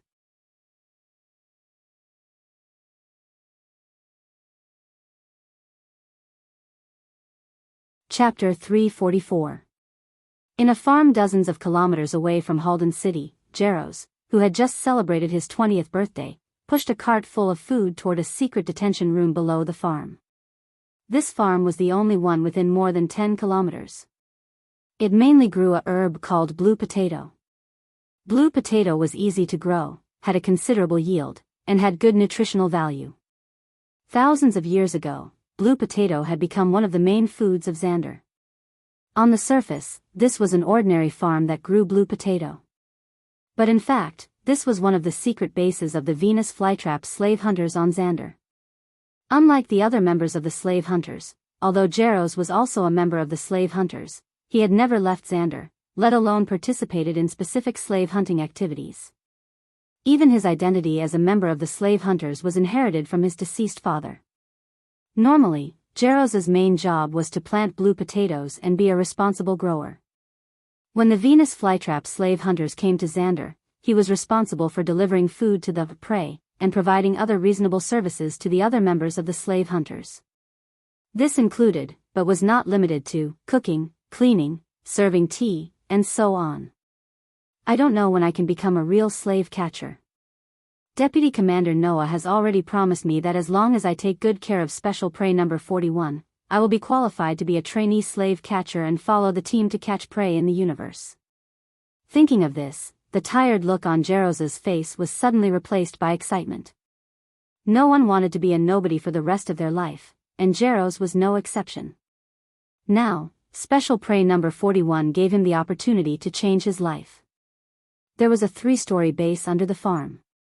The first floor underground was the living area of the slave hunters, the second floor underground was the detention area for ordinary prey, and the third floor underground was the special detention area. Under normal circumstances, the detention room on the third floor underground was rarely used. In Jaros's memory, the last time a prey was locked up in the third floor underground was 3 years ago. Pushing the cart to the third floor underground, Jaros could not help but gulp. Then, he mustered up his courage and walked toward the detention room of Special Prey number 41. Jaros did not know much about Special Prey number 41. He only knew that this was a special prey captured from a planet called Earth. Compared to normal prey, there were not many creatures that the rope slavers could note as special prey. These special prey were either extremely rare or extremely powerful. Every special prey could bring a huge amount of profit to the slave hunters. However, the risks were equal to the benefits. These special preys could indeed bring unimaginable benefits, but the danger was also unimaginably high.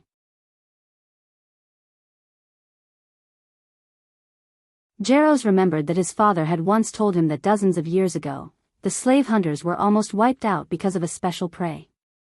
If it wasn't for the leader of the slavers using himself as bait to lure away the terrifying prey, the rope grass slavers would have long disappeared from history. Jaros had never seen a special prey before, and today was the first time he delivered food to Special Prey number 41. This job was originally done by the official members of the slavers, but after the death of 7 official members, the job of delivering food fell to Jaros. I can do it, I can definitely do it, I will definitely become a real slave catcher. Jaros pushed the dining cart forward slowly in the dimly lit passageway. Every few steps, he would encourage himself. Although this meal delivery mission was very dangerous, Jaros believed that Deputy Head Noah would not deceive him. I have reached an agreement with Special Prey number 41. He will not continue to hurt the person who delivers the food. You can go there without worry. Although it was the first time Jaros had met Deputy Commander Noah, he didn't doubt Deputy Commander Noah's words.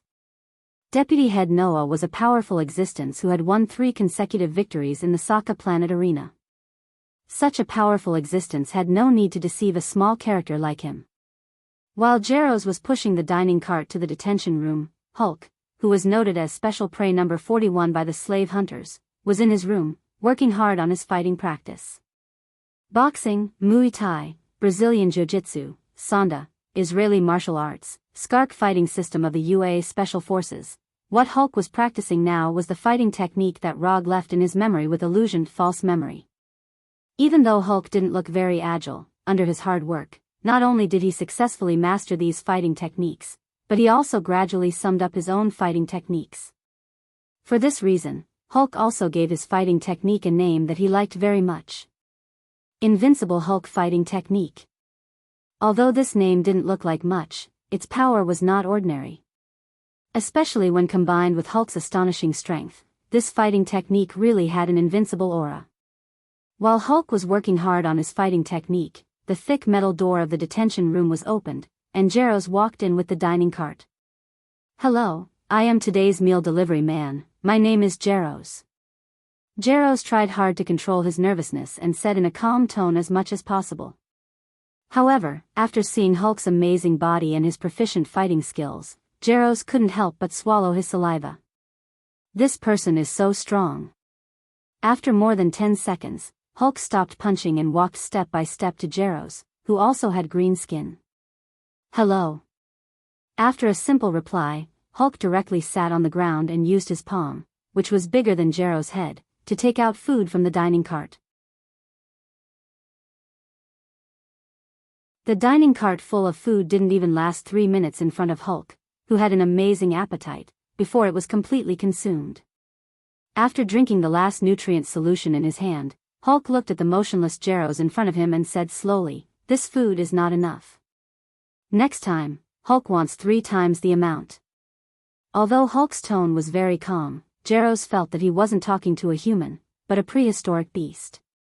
This kind of terrifying oppression was even stronger than that of Deputy Commander Noah. Jaros finally understood why Deputy Commander Noah's right hand was bandaged and there were obvious bruises on his face when he met him. "No problem, 3 times the amount, I'll remember it." Jaros replied quickly with an unprecedented speed, but in the next second, Jaros, who was oppressed by Hulk's aura, completely fainted. "Big guy, long time no see." When Jaros' body fell forward uncontrollably, Rog's voice sounded.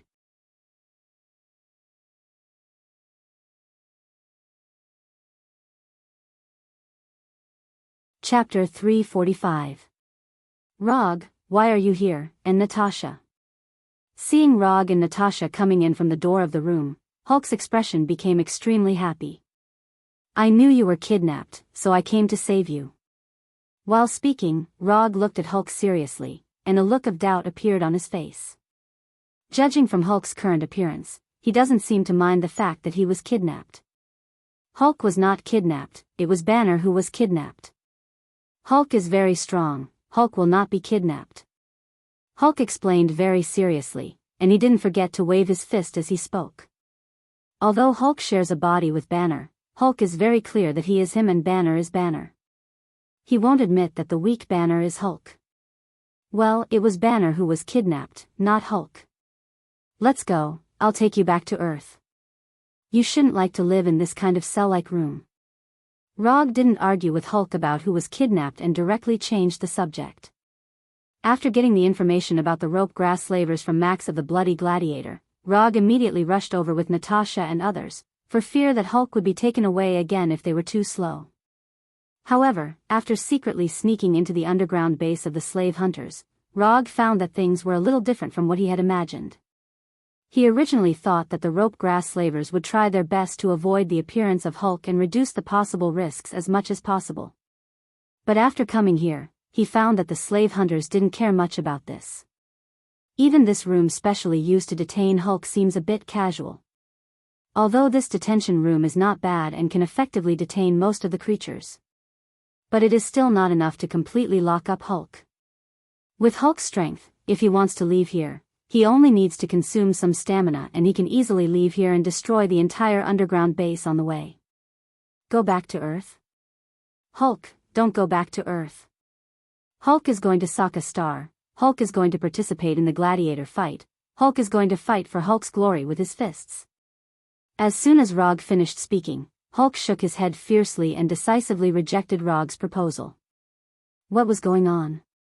Was Hulk brainwashed? Hulk's answer was not only out of Rog's expectations, but even Natasha, who had been with Hulk for a long time, was also confused. Rog and Natasha looked at each other and came to the same conclusion.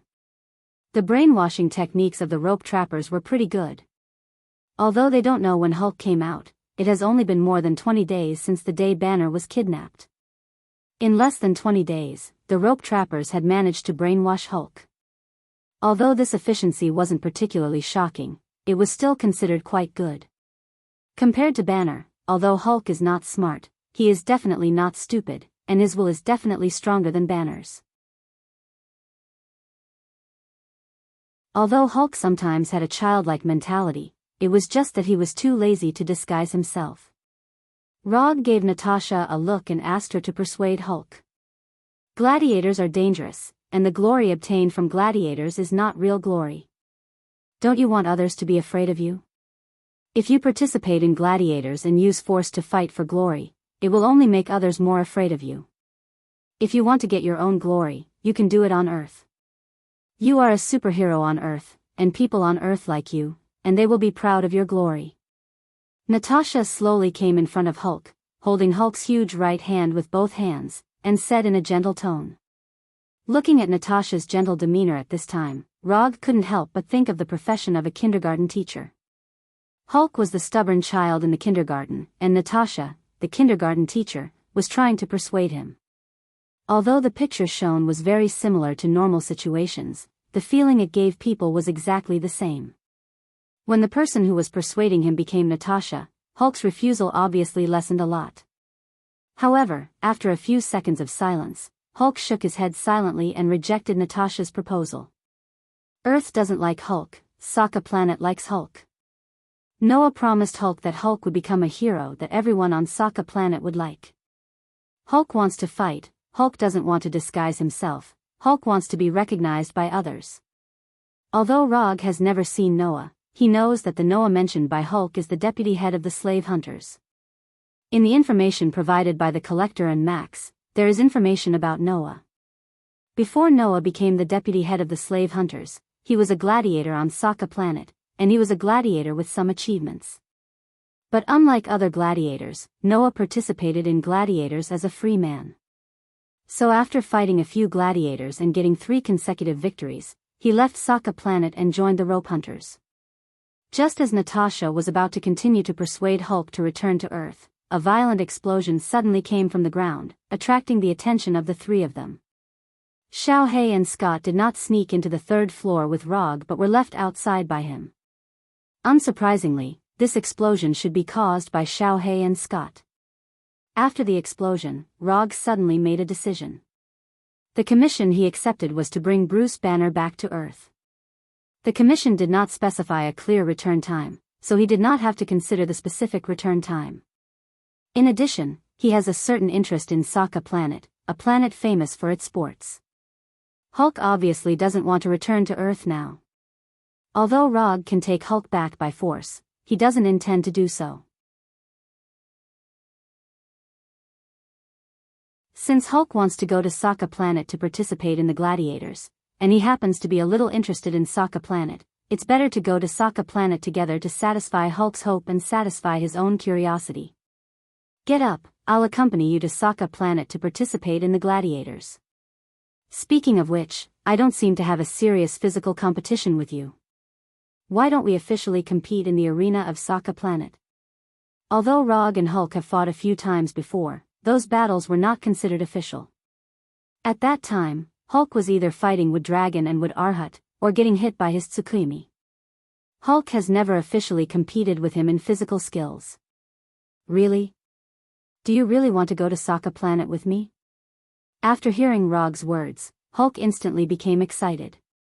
He suddenly stood up, grabbed Rog's shoulders with his huge hands, and shook Rog's body excitedly.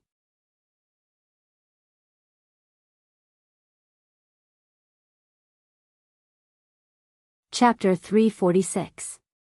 No, I don't agree with this plan. Before Rog could answer Hulk, Natasha quickly stopped him. Although Natasha didn't know what kind of planet Saga was, she was very sure that once Rog and Hulk arrived at Saga, they would definitely make a big move that would surprise everyone. Whether it was Rog or Hulk, neither of them were law-abiding people. The two of them were equivalent to two human-shaped self-propelled nuclear bombs with the safety off, and they were the kind with a large yield. Hulk wants to go to Saga. Hulk agrees with the plan. Without waiting for Rog to answer, Hulk said to Natasha with a firm face. Although Natasha was the only friend Hulk recognized in the Avengers, Hulk couldn't make concessions at this time. Since Hulk has agreed, then let's go to Saga planet. Just treat it as an extra activity before returning to Earth. Hulk had no dissatisfaction with Rog's statement. As long as he can go to Saga to participate in the gladiator fight, returning to Earth or something is not unacceptable.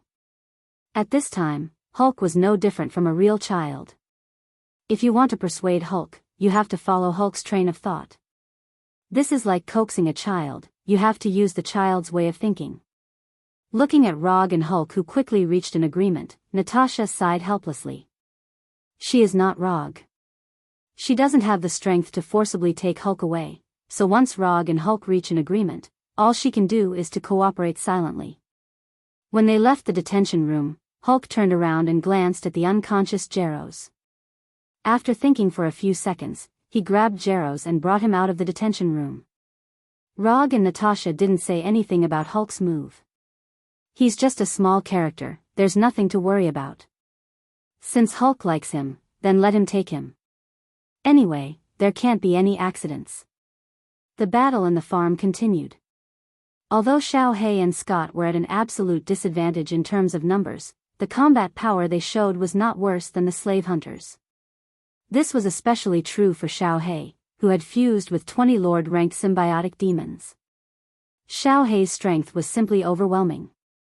Although Little Black wasn't a symbiotic entity under the normal concept, Little Black could do anything that a symbiotic entity could do, and it could do it better. According to the symbiotic demon's levels, Xiaohei could be considered half a monarch rank. Ordinary slave catchers couldn't even withstand one strike from Blackie. Only those elite slave catchers could block Blackie for a few seconds. Fortunately, the vice leader of the slave hunters, Noah, was also in the farm. Otherwise, Blackie alone could quickly kill all the slave hunters in the farm. As an experienced slave catcher, Deputy Leader Noah quickly recognized Blackie's identity.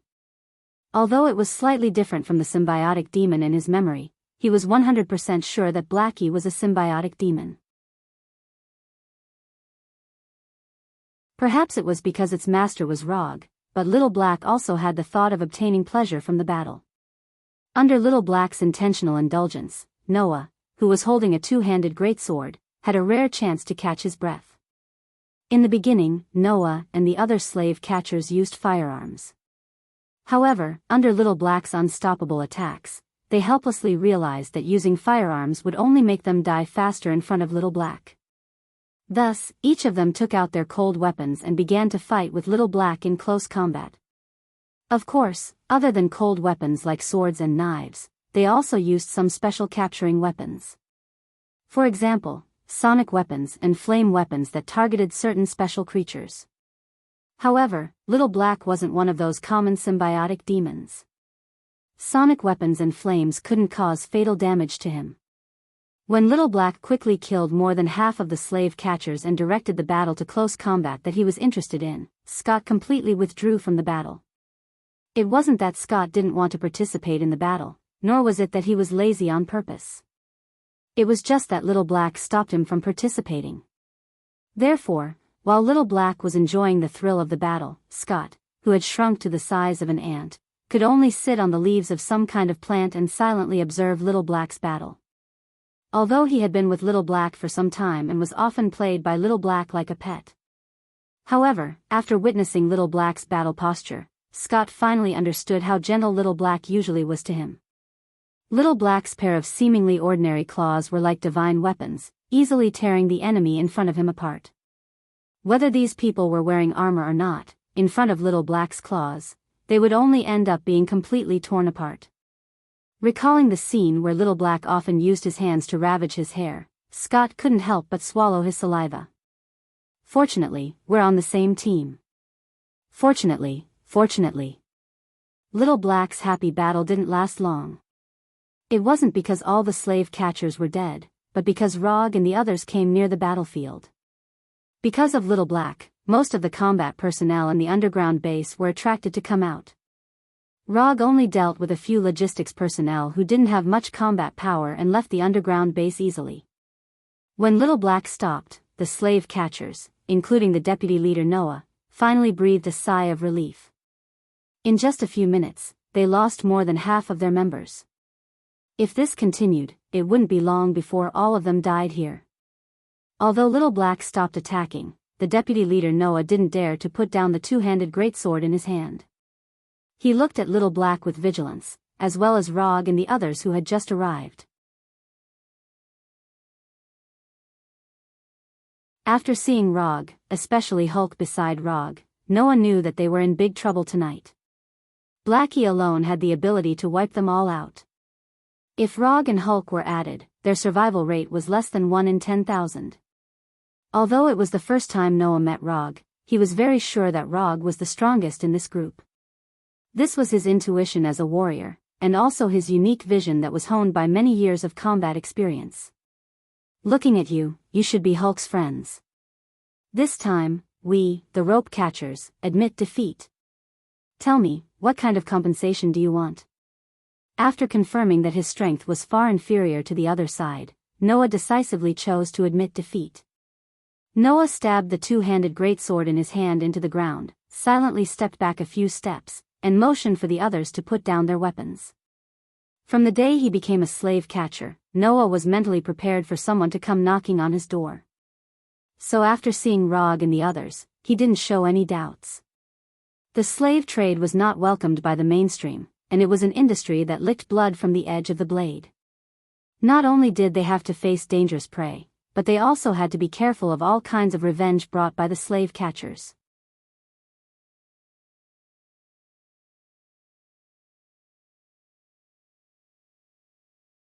Chapter 347.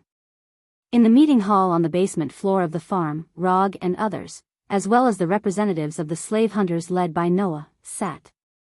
Rog, Hulk, and the other four sat on the left side of the meeting hall, while Noah and other representatives of the slave hunters sat on the right side, and the two sides looked at each other across the table. Under the absolute strength gap, Noah, the deputy head of the slave hunters, wisely chose to admit defeat and tried to resolve this incident in a relatively gentle way. You kidnapped Hulk and brought us a lot of unnecessary trouble. According to common sense, we should kill you directly now and vent our anger. As soon as Rog finished speaking, Noah and others sitting opposite him looked gloomy. Slave hunting is such an industry. Once you can't bear the other party's revenge, you are in danger of being destroyed at any time. The only thing Noah is now thankful for is that not all the members of the slave hunters are gathered on Xander.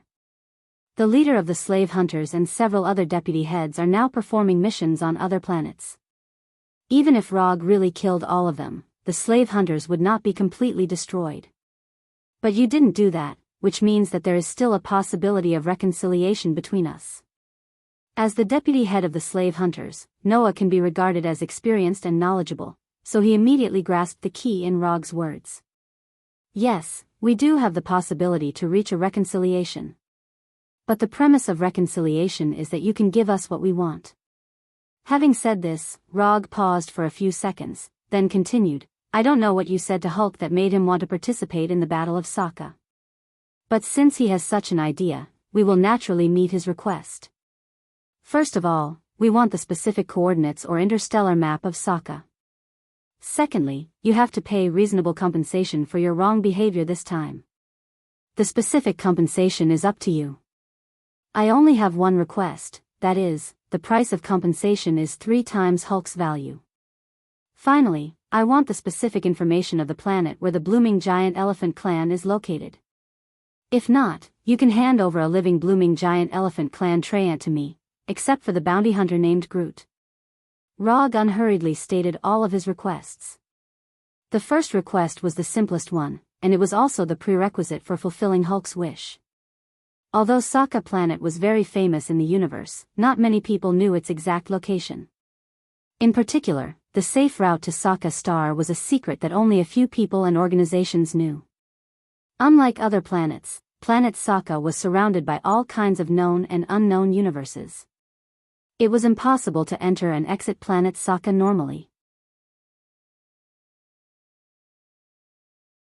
Moreover, there were no public jump points near Saga Star, so it was very difficult for ordinary spaceships to fly to the star field where Saga Star was located. Whether it was entering or leaving Saga Star, it wasn't a simple matter. If one didn't have enough information and rashly went to Saga Star, the result was likely to be a crash. Noah didn't have any objections to Rog's first request. It wasn't a difficult thing for them to do.